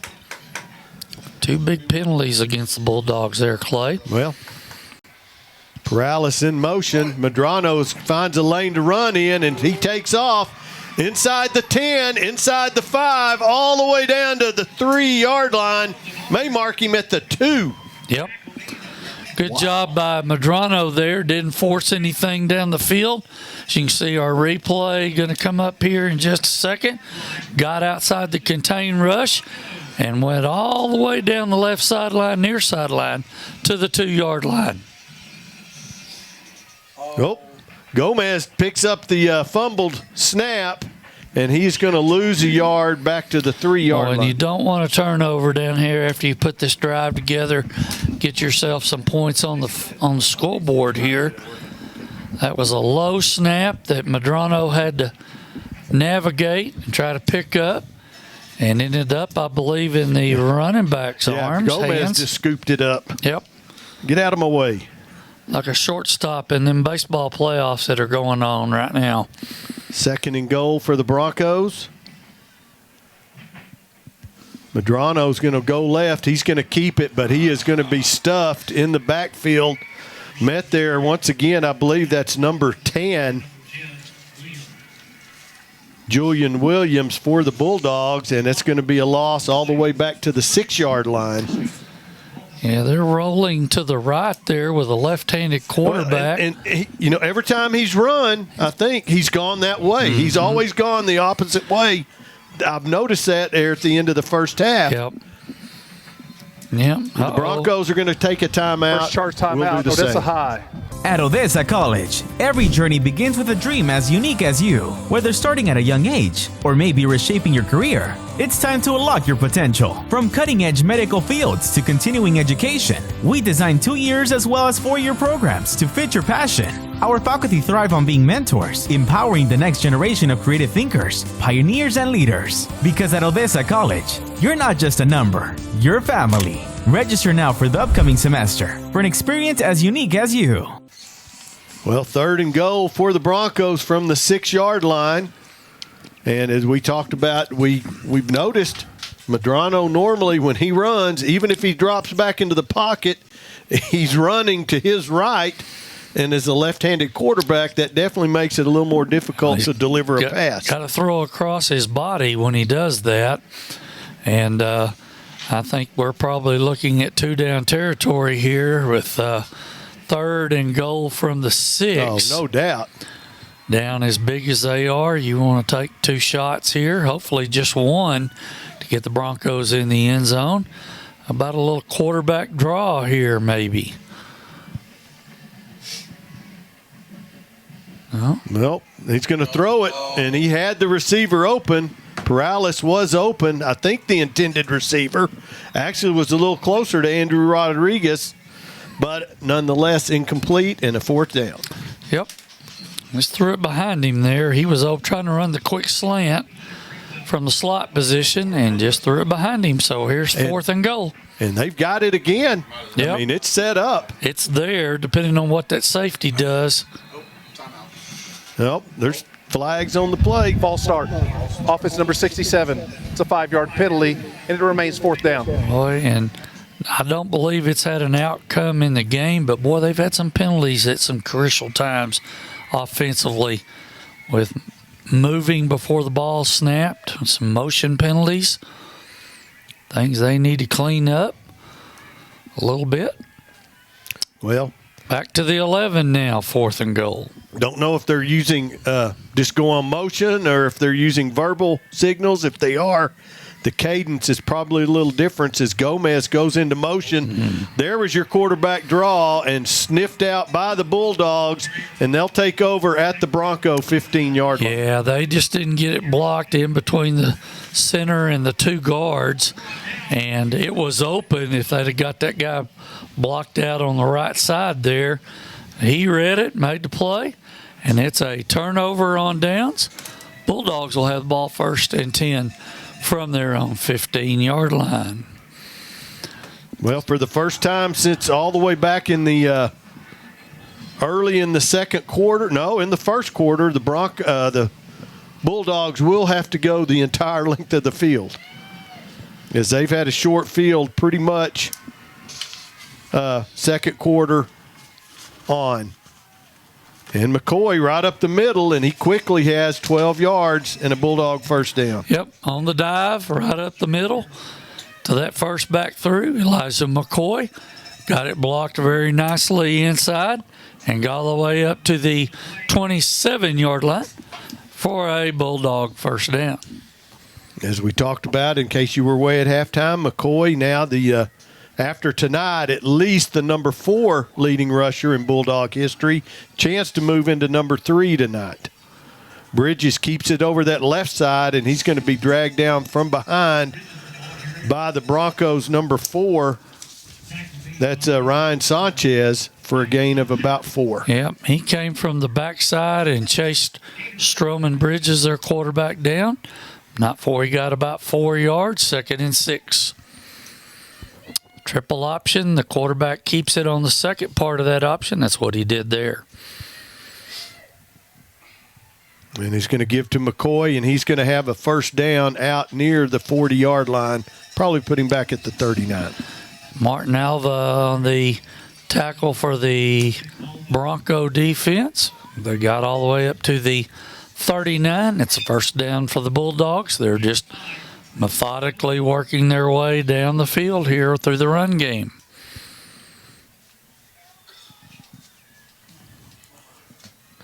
Bulldogs standard set, 1 receiver top, 1 bottom. Bridges is going to pitch this time. And the pitch is taken out there. I believe that's Cutter Lang. And he's going to have a gain of about 7. Trey Gerald, I believe, came up to make the play there for the Bronco secondary. Not before they get up to the 46 of the Bulldogs. Got about, looks like about 7 yards on 1st down. 2nd and 3.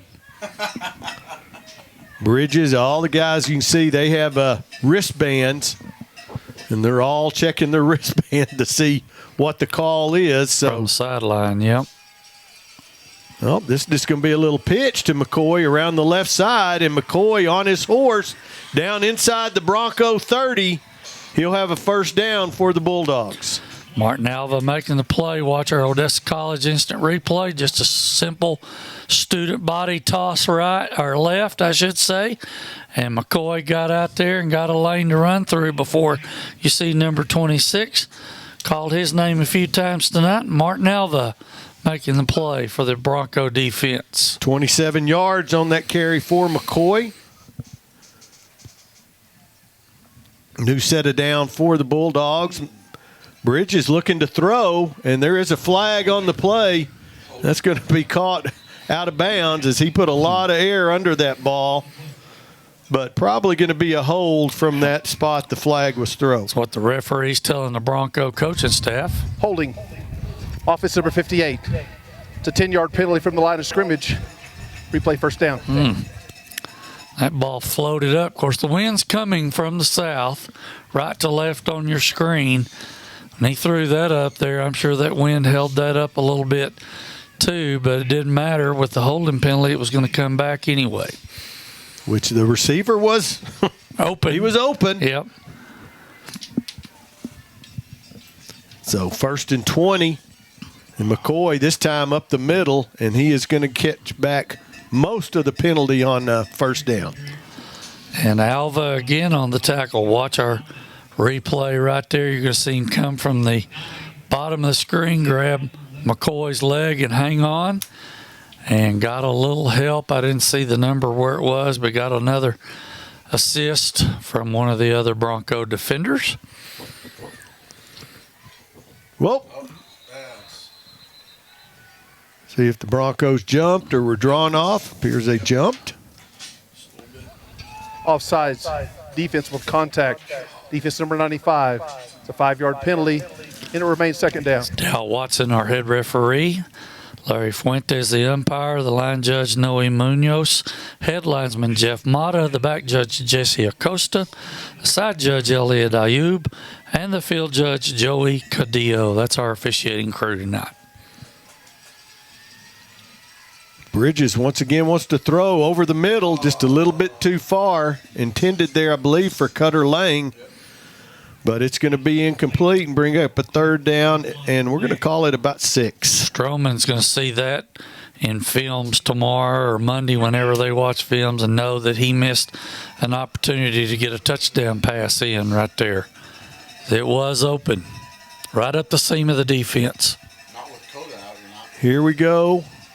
Third down and 6. Bulldogs, one receiver top, one bottom.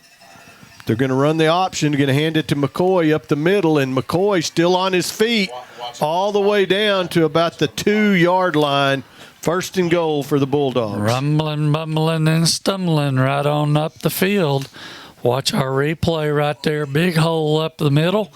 Takes a shot there from Jesus Villa, number 24 for the Broncos, but not before he's taken down at just inside the 3-yard line. First and goal, Bulldogs. See if we'll see McCoy or Bridges here on first down. And it's going to be McCoy, but he's going to be held short there, just down barely inside the 1-yard line. And number 20 for the Bronco defense there. That is Ethan Hauser, I believe. Yep, Ethan Hauser making the play. Got him tripped up right down at the 1-yard line.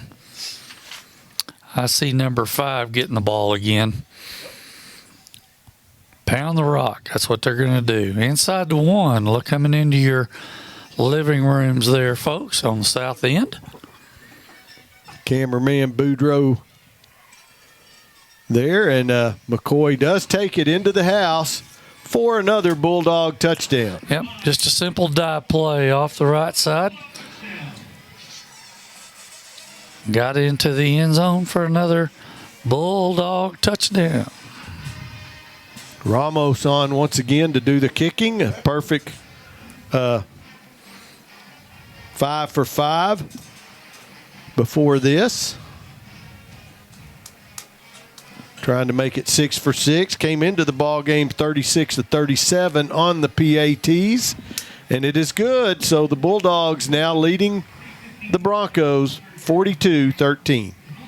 Rexco! The Texas oil boom has returned, and Rexco Poly Fittings is your Lone Star choice in polyethylene, steel, and brass needs with a wide variety to choose from. Locally owned and operated in the Permian Basin since 1982, Rexco's experienced staff will help you get the right fittings and valves to help you get the job done. Go to RexcoPoly.com. Rexco, your poly supply company located in Midland and Odessa. Rexco!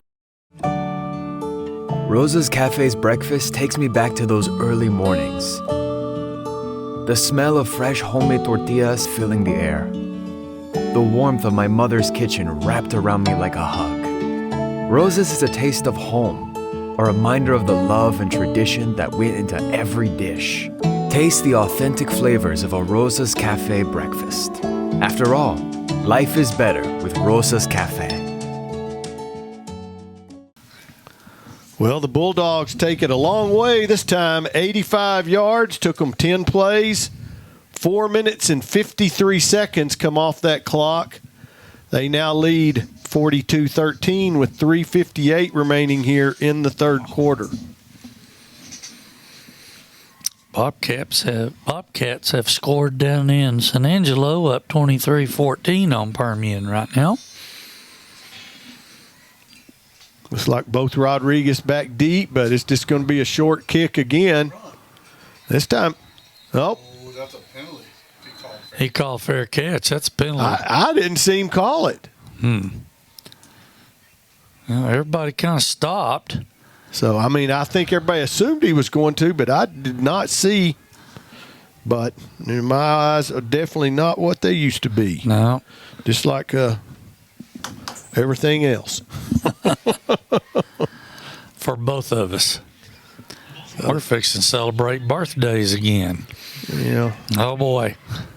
I'm skipping this year. Another year around the sun, buddy. Medrano going to have one receiver split up top, two at the bottom. Once again, in the backfield with him is going to be Tony Gomez. Tony Gomez really got the Broncos going when he came on in the second quarter with that 31-yard pass reception and a couple of good carries. But there's not much going there for him on first down. Going to be no gain. Good inside pursuit by the Bulldogs from the interior of that defensive three-man line. Cut that off for no gain, 2nd and 10.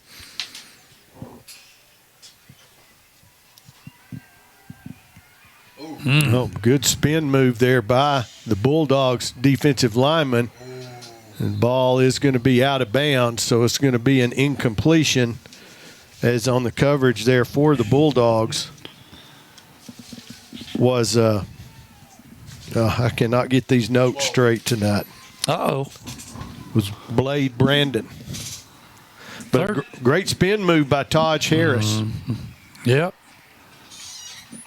Medrano did a good job of trying to keep the play alive with his feet, but rolling to his left that time so he didn't throw across his body, but just didn't have much to throw to there. 3rd and 10.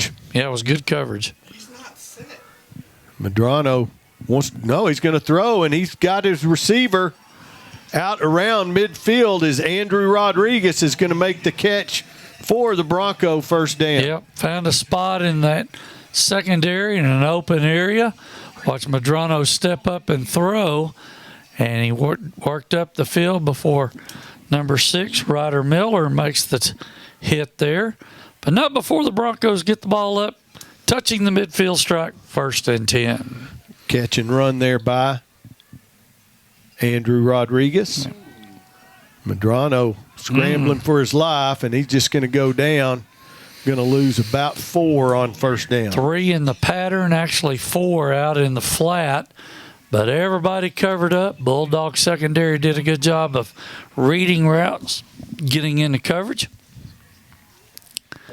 And the quarterback taken down back at the Bronco 46-yard line. So Benjamin Matthews into the ball game. He and Xavier Prialis are going to be split up at the top of the screen.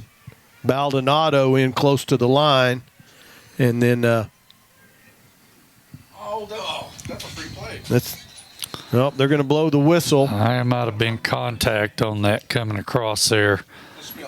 Number 99, Jonah Ovalle. Hope I said that right. Right over the nose, right over the center. Well, long discussion on this. Means two people saw two different things. Neutral zone infraction, defense number 66.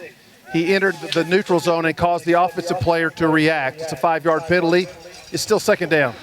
Well, there you go. Our head referee, Dale Watson, making the play. Ball up to the Bulldog 49, 2nd and 9.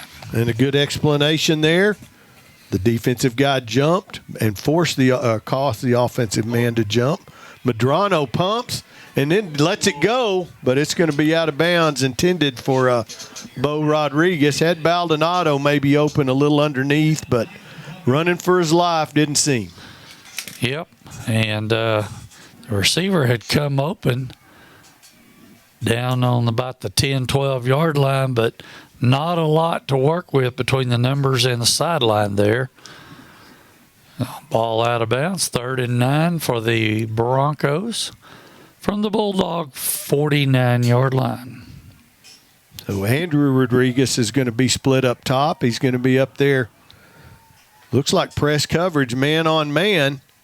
So might look that way. No. Medrano's going to roll. Throw quickly, intended for Bo Rodriguez, but it's going to be an incompleted pass. Yeah, tried to slip him into that little short area we've talked about tonight in the flat, right behind that linebacker that's on the edge, but just could not complete the pass and execute it. And the Broncos are going to go for it on 4th and 9. Why not? Yeah. Minute 42 remaining here in the third quarter. Trailing by 29, you got no choice. Yeah. 3 receivers up top, 1 at the bottom. Medrano on the blitz, dumps it off. Great catch by Avila. There is a flag on the play. Avila still on his feet. He has the first down plus inside the 30. A Bronco lineman loses his helmet, so probably going to go against the Bulldogs. Hands to the face maybe here, Clay.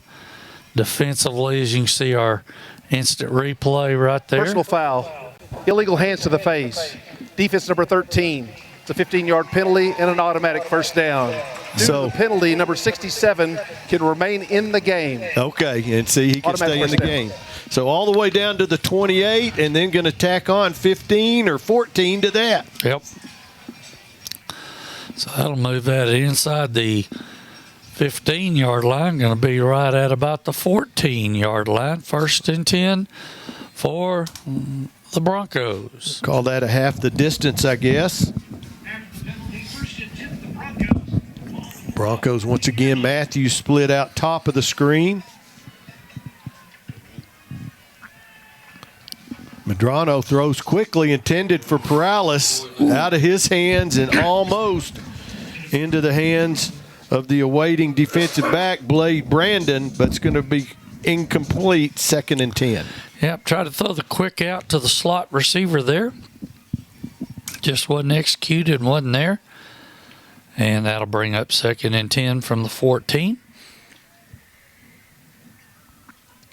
Paralis is going to flip to the top of the screen. They're going to take a timeout. Sharks timeout, Odessa High. Hi, my name is Kevin Mannix. I'm the president and founder of Optimus Physical Therapy. I've practiced in the outpatient setting for the last 18 years in Midland, Odessa. It is intercepted by Kevin Mannix. Our professional staff will ensure that your functional goals will be met. Our cutting-edge manual techniques and state-of-the-art equipment allows Optimus to offer an evidence-based treatment approach tailored to each patient's functional recovery. Remember, Optimus Therapy for optimal results.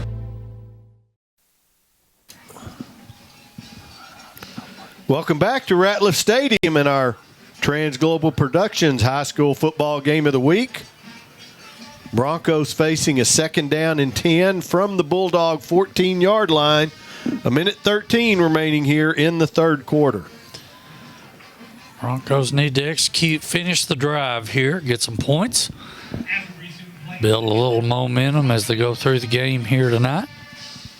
So Medrano they're going to stack 2 receivers up top. And then in motion comes Perales. Medrano has got time now. He's flushed out of the pocket, and he is going to be brought down by Taj Miller all the way back at the 30-yard line. Yep, that's one he probably would like to throw away and live to play another day. We talk about that all the time. He's trying to keep the ball and the play alive with his feet, but he just runs out of real estate right there. His Bulldog defense led by Taj Harris makes the play. Got our Odessa College replay on that, so it's going to bring up now a 3rd and 25, maybe 26 even, for the Broncos. 2 receivers top and bottom. Once again, Avila in the backfield. He's going to stay in and block. And pass is going to be aired out, intended out there for Perales, but falls harmlessly to the turf. So a 4th and 25 situation for the Broncos. Yep, and that'll be a turnover, or actually 4th down, as you said. Don't know how many 4th and 25 or 6 plays you have on the script. We'll see what they dial up. 5 defensive backs for Midland. They run 5 defensive backs, though. 3-3-5 is what it is. Unusual, not unusual maybe, but a little different than we normally see, as is their offense. So, yeah. Medrano, empty backfield, and he's got time to throw. There he's going over the middle, and Baldonado able to turn into a defensive back there and knock the ball to the turf, and incompletion. So with 7 seconds remaining here in the third quarter, the Bulldogs will take over at the 30-yard line. Yeah, just tried to make a play down the field there, and he saw Baldonado coming from the far side to the middle of the field and tried to make a play. As you said, Baldonado did a good job of turning defender, though if they'd have intercepted it, it'd come out to the 20. So for Midland, they might be glad they didn't pick the ball off there. Well, but he might have took off running. Who knows what would have happened. Yeah, that's true. You can't tell a kid not to try to make a play. Yeah, absolutely. There's McCoy, yep, on that student body left, and McCoy out over midfield into Bronco territory at about the 46-yard line, and that'll bring us to the end of the third quarter. That's the end of the third quarter of play. The Bulldogs leading the Broncos 42-13. We'll be back with the fourth quarter after this. Taco Villa combo meals are a great value, and now we have 3 delicious new ways to save on lunch and dinner. Whether you choose 2 flavorful bean burritos and a 20-ounce drink for only $5.99, or 2 of our famous crunchy tacos with a 20-ounce drink for $6.99, or bring a friend and share 3 crunchy tacos, 3 bean burritos, and 2 refreshing 20-ounce drinks for only $17.99. A combo meal at Taco Villa sounds good to me.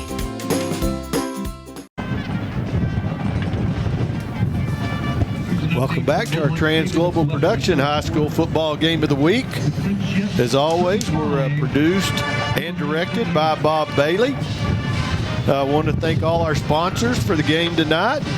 We sure appreciate you folks making it possible for us to bring these high school football games to you each and every week during the high school football season. So the Broncos trailing the Bulldogs 42-13. The Bulldogs now with a first down from the Bronco 46-yard line. McCoy now unofficially 207 yards rushing tonight for the Bulldogs. A little bootleg. Yeah, and he's going to throw it, and it's going to be caught out there close to a first down. I believe the catch made by number 18 for the Bulldogs. I can tell you who that is. That'd be all right. Just a second. I can tell you 18 is 18. Is not on. It must not have been 18. Might have been 19. Maybe it was Cornell Hunt. Yep. That's who we're going to say anyway. Yep. Didn't see an 18 on the roster.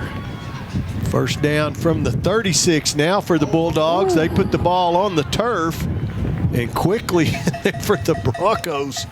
Is that number 48? That's 48 for the Bronco defense. Man. That is Jason Sanchez, a junior defensive lineman, making the play. Yeah, he made his presence known there. A little attitude on that, didn't he? Loss of 2 back to the 38-yard line, so 2nd and 12 now for the Bulldogs. Bulldogs choosing to keep the first-team offense in. And Bridges is going to roll right. He's going to pitch it this time. I believe that's Lang once again. And he's going to be down to the 30-yard line, pick up about 8 yards. Sanchez again making the play for the Broncos on the defensive side of the ball. They get up to the 30-yard line, 3rd and about 4 for the Bulldog offense. So Bridges once again going to bring them. McCoy in the backfield still. Time certainly on the side of the Bulldogs. They'd be in absolutely no hurry to snap the ball. Bulldogs look like they got a little head start there. I don't see a flag, as first down is going to be, I believe, gotten there by McCoy. And no surprise, Dominic Taylor making the play, number 0 for the Bronco defense. But they do get a first down at the 26 of Odessa High School. Looks like McCoy, he takes off to the sideline. His evening may be over. Steven Garcia in the backfield now for the Bulldogs. Bridges still in the ball game. And he's going to give to Garcia, and he is going to be stood up at the line of scrimmage for no gain. 26 on the play for the Broncos. That's Martin Alvo again making the play. Bulldogs are making some changes now on offense. A few different subs in, but they still got Stroman Bridges in at quarterback. Getting play from the sideline, being signaled in. Once again, certainly in no hurry. 2nd down and 10 for the Bulldogs. He's going to try and throw it again.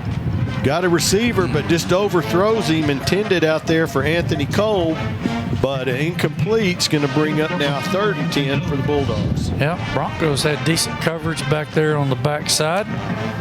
In the secondary, they weren't too fooled by that play action pass there by Stroman Bridges in the Midland Bulldog offense. 3rd and 10 from the 26-yard line. And McCoy's night was indeed not over, as he's in the backfield now.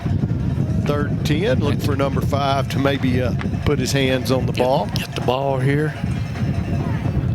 And he does, and he is over that right side. He's going to be about 4 yards short of what's needed for the first down. Looks like coming off the bottom of the pile there for the Bronco defense. I think that's Trey Gerald. Yes, it is. Trey Gerald making the play. You know, he really impressed us on special teams last week. Yes, he did. And it's good to see him getting some playing time, being rewarded for that hard work. Yep. And that effort, absolutely. 4th and about 4 for they're going to try a field goal. They are. They're going to bring Ramos on. He's going to try and boot this one from about 37 yards. 1 for 1 for 39 coming into the ball game. Heavy wind at his back. The kick is up, and it is indeed good. So the Bulldogs tack on a 3 spot with 8:03 remaining in the ball game. They now lead 45-13. Are you sure we should take this billboard down? People find out State Farm does car loans as well as they do insurance. Our bank is through. Good point. Grab an edge. Look, there's 2 guys on the State Farm Borrow Better banking sign. No, for real, there's 2 dudes on the State Farm Borrow Better banking sign. Gentlemen, please get down from the State Farm Borrow Better banking sign. Phil, get the hose. Okay, he's getting the hose. All right, let's go. Want to borrow better? Contact State Farm agent Mike Podzemny about a car loan that can save you hundreds. At Odessa College, every journey begins with a dream as unique as you. Whether starting at a young age or maybe reshaping your career, it's time to unlock your potential. From cutting-edge medical fields to continuing education, we design 2 years as well as 4-year programs to fit your passion. Our faculty thrive on being mentors, empowering the next generation of creative thinkers, pioneers, and leaders. Because at Odessa College, you're not just a number, you're family. Register now for the upcoming semester for an experience as unique as you. Welcome back to Trans Global Productions High School Football Game of the Week. You can see there in the huddle, the pink shirts the coaches are wearing for the Pink Out Night, fighting breast cancer. Very, very colorful on the Bronco sideline tonight. See them scattered up in the stands as well, but very, very colorful there for the Broncos on the sideline. Yep. So Bulldogs leading 45-13. Broncos looking probably to take this ball on the 25 because I believe Ramos has booted every one of these out of the end zone. Or try to pooch it maybe a little bit. No, I'm going to kick it to Andrews. And he does. So Broncos will take over at their own 25-yard line. 8:03 left in the ball game for the Broncos and Bulldogs. Well, how many games you said this was in the series?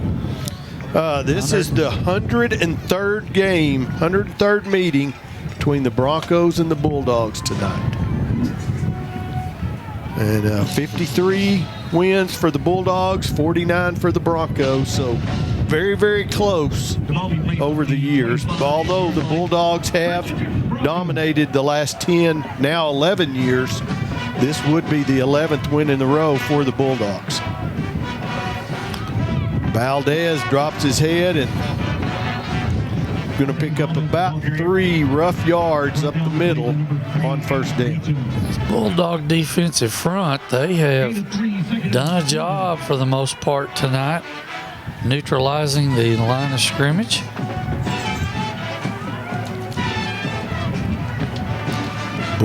Broncos have 2 receivers, top and bottom, but Medrano's going to hand it to Valdez. Valdez still on his feet into Bulldog territory. Got a block. Bulldogs not going to catch him. Valdez into the end zone. Touchdown Broncos. 72 yards on the carry for Valdez. And you can just see right there, he just ran the daylight on a hole to the right side. Made a couple of Bulldogs miss. And got all the way down to the end zone for the Bronco touchdown. Good blocking up front by that offensive line. Somebody came from out of nowhere and threw a block for him downfield there as well. Yeah, I didn't see that who that was. That sprung him into the end zone. Broncos going to go for 2. Gomez in the backfield along with Medrano. Oh, he had a chance to run it, but throws it, and it's complete. Xavier Perales on the catch. So Medrano to Perales for the extra 2 points. Score now 45-21. Bulldogs leading the Broncos.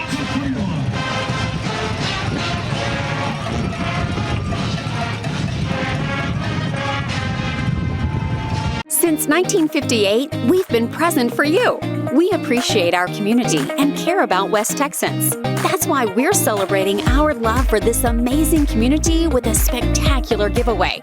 From August 1st to December 6th, you can stop by one of our branches or find us at an event in the Midland, Odessa community to receive a special scratch-off card. There's a number of presents for you, including our grand prize, a 2-year lease on a 2024 Cadillac XT or $7,500 cash.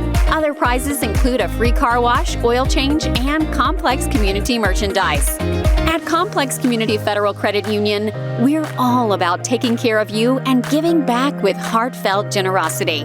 So don't wait. Visit ccfcupresentforyou.com for details and official rules. No purchase necessary. Participants must be at least 18 years of age to qualify. Void where prohibited. All federal, state, and local laws apply. Taco Villa combo meals are a great value, and now we have 3 delicious new ways to save on lunch and dinner. Whether you choose 2 flavorful bean burritos and a 20-ounce drink for only $5.99, or 2 of our famous crunchy tacos with a 20-ounce drink for $6.99, or bring a friend and share 3 crunchy tacos, 3 bean burritos, and 2 refreshing 20-ounce drinks for only $17.99. A combo meal at Taco Villa sounds good to me. George Valdez on the 72-yard touchdown as the Broncos take only 2 plays to move it 75 yards in 42 seconds for their 3rd touchdown of the night.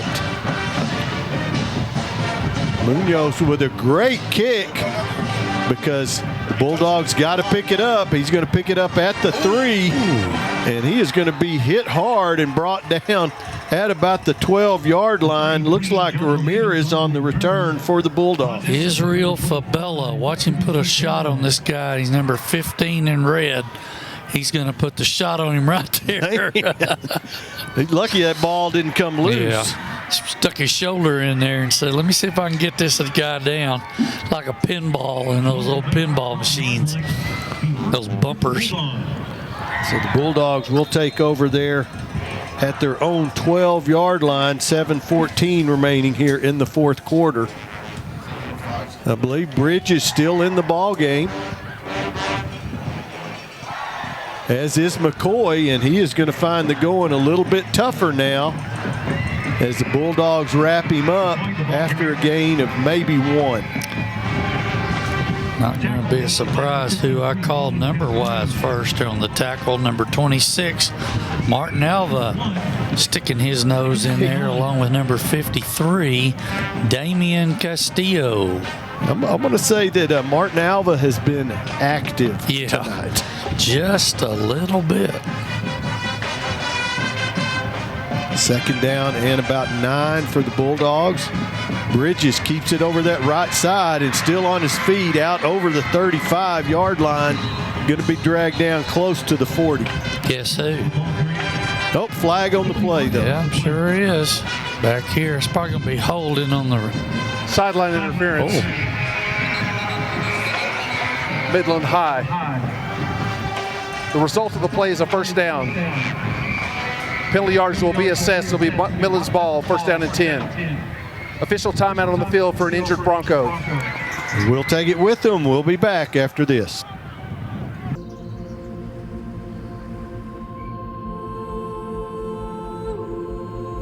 At Sewell, we know that cherished memories are made in the simplest moments. And those memories are made one play at a time.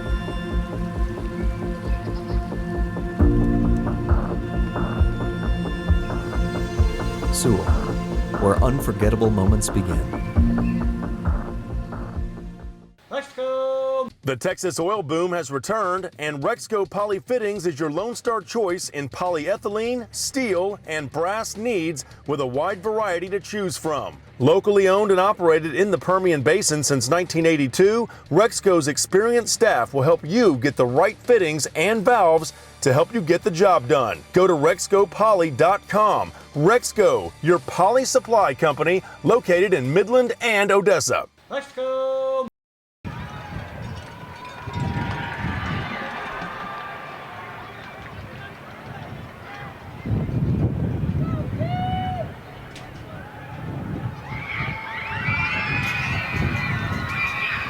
Well, that penalty will move the ball back, we think. We're not positive.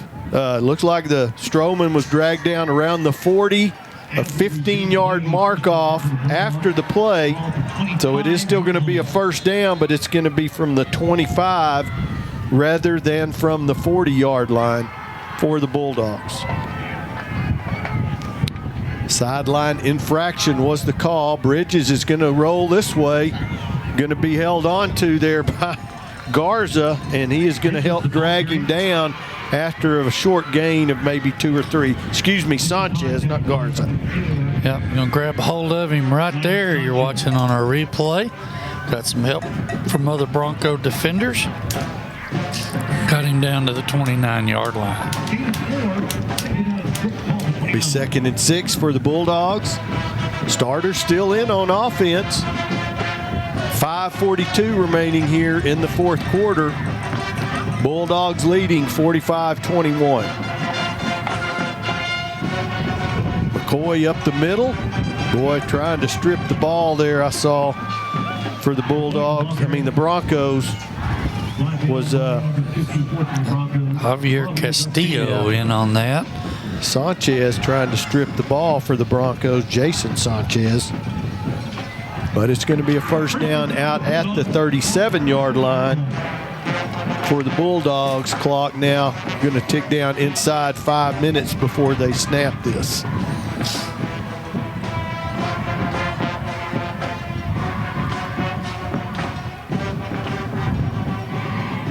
Bulldogs once again in their normal formation. Bridge is going to pitch it this time and is going to go around the right side. Going to be a first down out at midfield. Trey Gerald on the tackle, number 11 for the Broncos. Cutter Lang on the carry for the Bulldogs.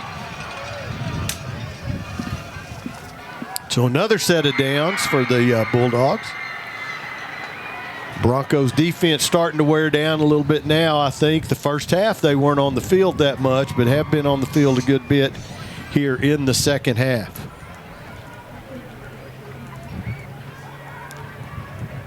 One receiver split top. It's going to be McCoy up the middle. McCoy into Bronco territory. There he goes. And he's going to be dragged down, but not before he has a first down around the 15-yard line. Yep, and watch our replay. He just hits it right there on the dive off, right where the center and the left guard was. Big little gap for him to get through there, and he gets down to the 3 before Delmontre Atkins gets him. I'll tell you what, that's a load to pull down, but Atkins able to do it. 251, 261 now for McCoy, unofficially on the ground tonight. Clock going to be around 3:40 as they snap this. And Bridges is going to pitch it this time out to the left and into the end zone. Go the Bulldogs, number 7, Jordan McGowan. 2nd rushing touchdown of the year. And this is just a quick pitch.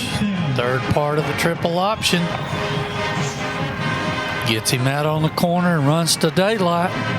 And Bulldogs are in the end zone one more time.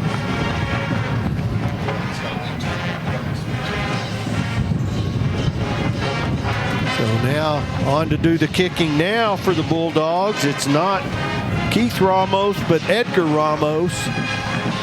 Flag on the play. The kick is good, but flag on the play. Offsides. Offsides. Defense. The penalties decline. Point after attempt is good. Bulldogs now lead 52-21. We'll return to Ratliff after this. Welcome to Rose's Cafe, where every meal is a celebration meant to be shared. Go ahead, pull together tables for any size group. Because at Rose's, we believe that everyone deserves a seat at our table. So come together, share the joy, and experience authentic Mexican food at its finest as you create memorable moments in our comfortable, colorful dining room. After all, life is better with Rose's Cafe. Hi, my name is Kevin Mannix. I'm the president and founder of Optimus Physical Therapy. I have practiced in the outpatient setting for the last 18 years in Midland, Odessa. It is intercepted by Kevin Mannix. Our professional staff will ensure that your functional goals will be met. Our cutting-edge manual techniques and state-of-the-art equipment allows Optimus to offer an evidence-based treatment approach tailored to each patient's functional recovery. Remember, Optimus Therapy for optimal results. Welcome back to Ratliff Stadium, our Trans-Global Production High School football game of the week. Our offensive MVP this week for the Broncos is going to be number 13. Bo Rodriguez made an outstanding touchdown catch.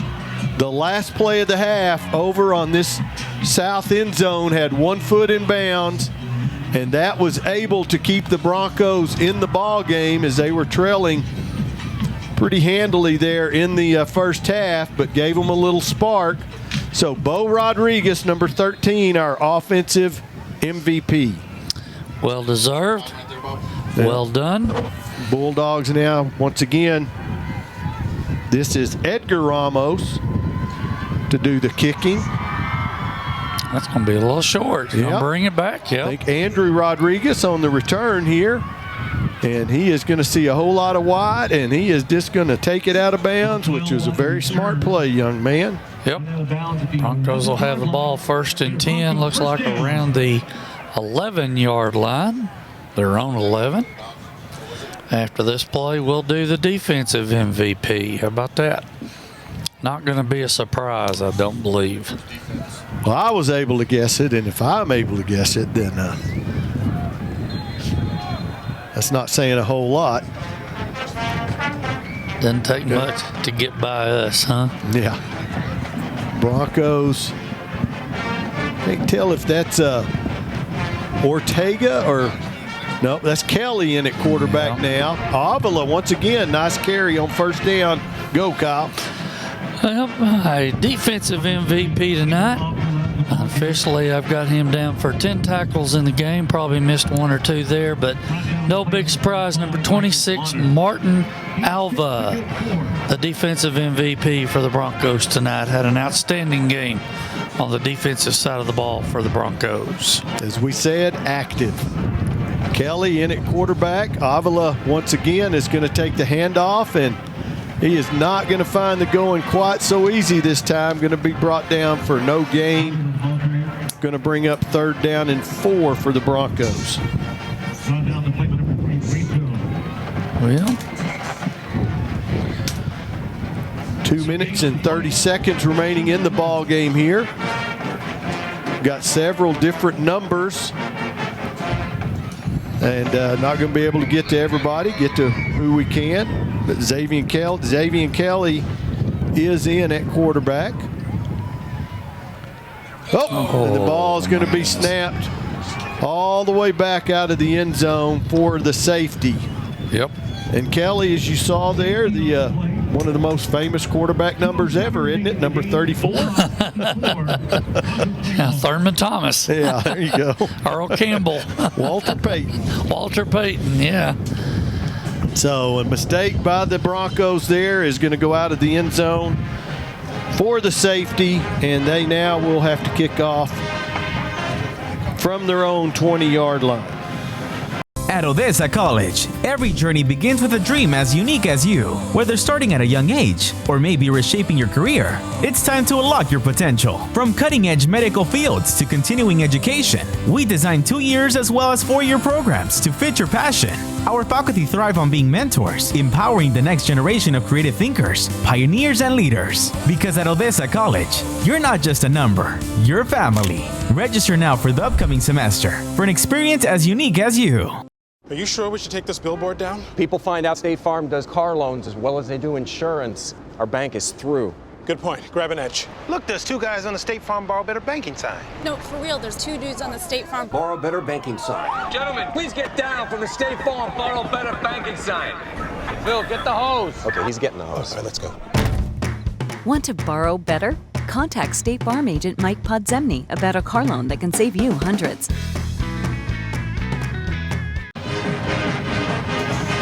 So the score now reading 54-21 in favor of the Bulldogs.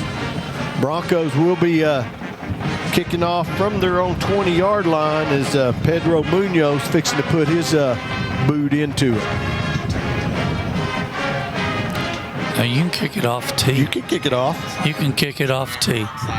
Well, no. Oh, well, no. You can't onside. They're not going to onside. Why would you onside this? No. Now you're going to get down and cover here. So probably just going to do a little pooch. He's still kicking against a pretty healthy wind out of that south. I guarantee you that's still blowing 20 miles an hour. There's the little pooch, a fair catch made there at the 45-yard line where the Bulldogs will take over with 2 minutes and 6 seconds remaining in the ball game. Still a fair catch, so. He didn't call it. Well, it's all right. The guy that caught it did signal fair catch. I don't know if somebody else I did, didn't see it. the guy that called it signaled also. So first and 10 for the Bulldogs. You can definitely see a few different numbers now. As looks like in at quarterback for the Bulldogs is number 15, Anderson. And Garcia once again is going to be the running back. Ooh, look at there. He finds a wide open hole, and he's still on his feet inside the Bronco 30-yard line. Going to be a gain of about 27 yards for the Bulldogs. Off the right side, just the give to the first back through, the only back through. And he just found a seam and ran to daylight off the right side up to the Bronco 28 for another Bulldog first down. Bulldogs once again in no hurry. I think maybe they just might take a knee here. Not yet. No, I don't think you're going to send these guys out there to take a knee. These guys want to get out there and play a little bit and hit somebody. So there's the pitch. Boy, I do not know how that got through, but somehow squirted through. It goes from Anderson to Cole. Watch right here. Man, there is not much room for error there. It is not. And he is going to get positive yardage, about 4. Going to bring up a second down and 6. Yep. There was not that perfect quarterback to running back pitch relationship there. Well, if he'd have been out wide, it probably went off somebody else that was out there blocking.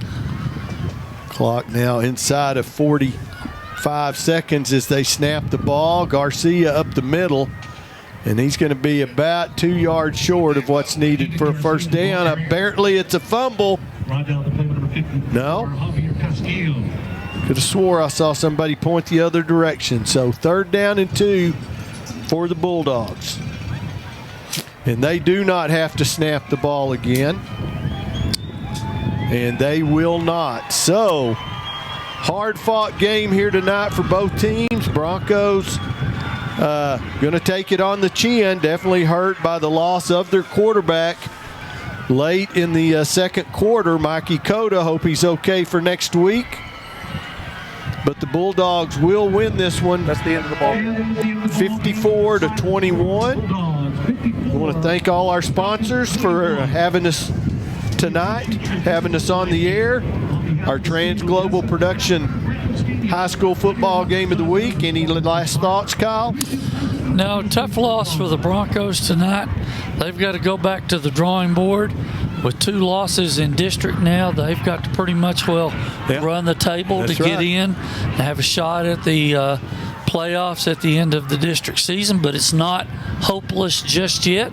But you're going to have to go back to the drawing board and do some things to give yourself a chance to win from here on out. Well, they won't see this offense again, so that will be an advantage for them, not having to face something they're not used to facing. Our Trans Global Productions crew, as always, were produced and directed by Bob Bailey. Replay director is Debbie Bailey. Our upstairs cameramen are Tim Rose and Jason Barrage. On the field cameramen, we have Jordan Gray and Brandon Boudreau Chance. They're assisted out there by the grips, Diego Carrillo and Gavin Gray. So for Larry Thornhill, Nathan Hubbard, Kyle Hubbard, I'm Clay Kennedy. We appreciate you being with us tonight. Look forward to seeing you again next week as the Permian Panthers will host the Midland Legacy Rebels. Thanks for being with us.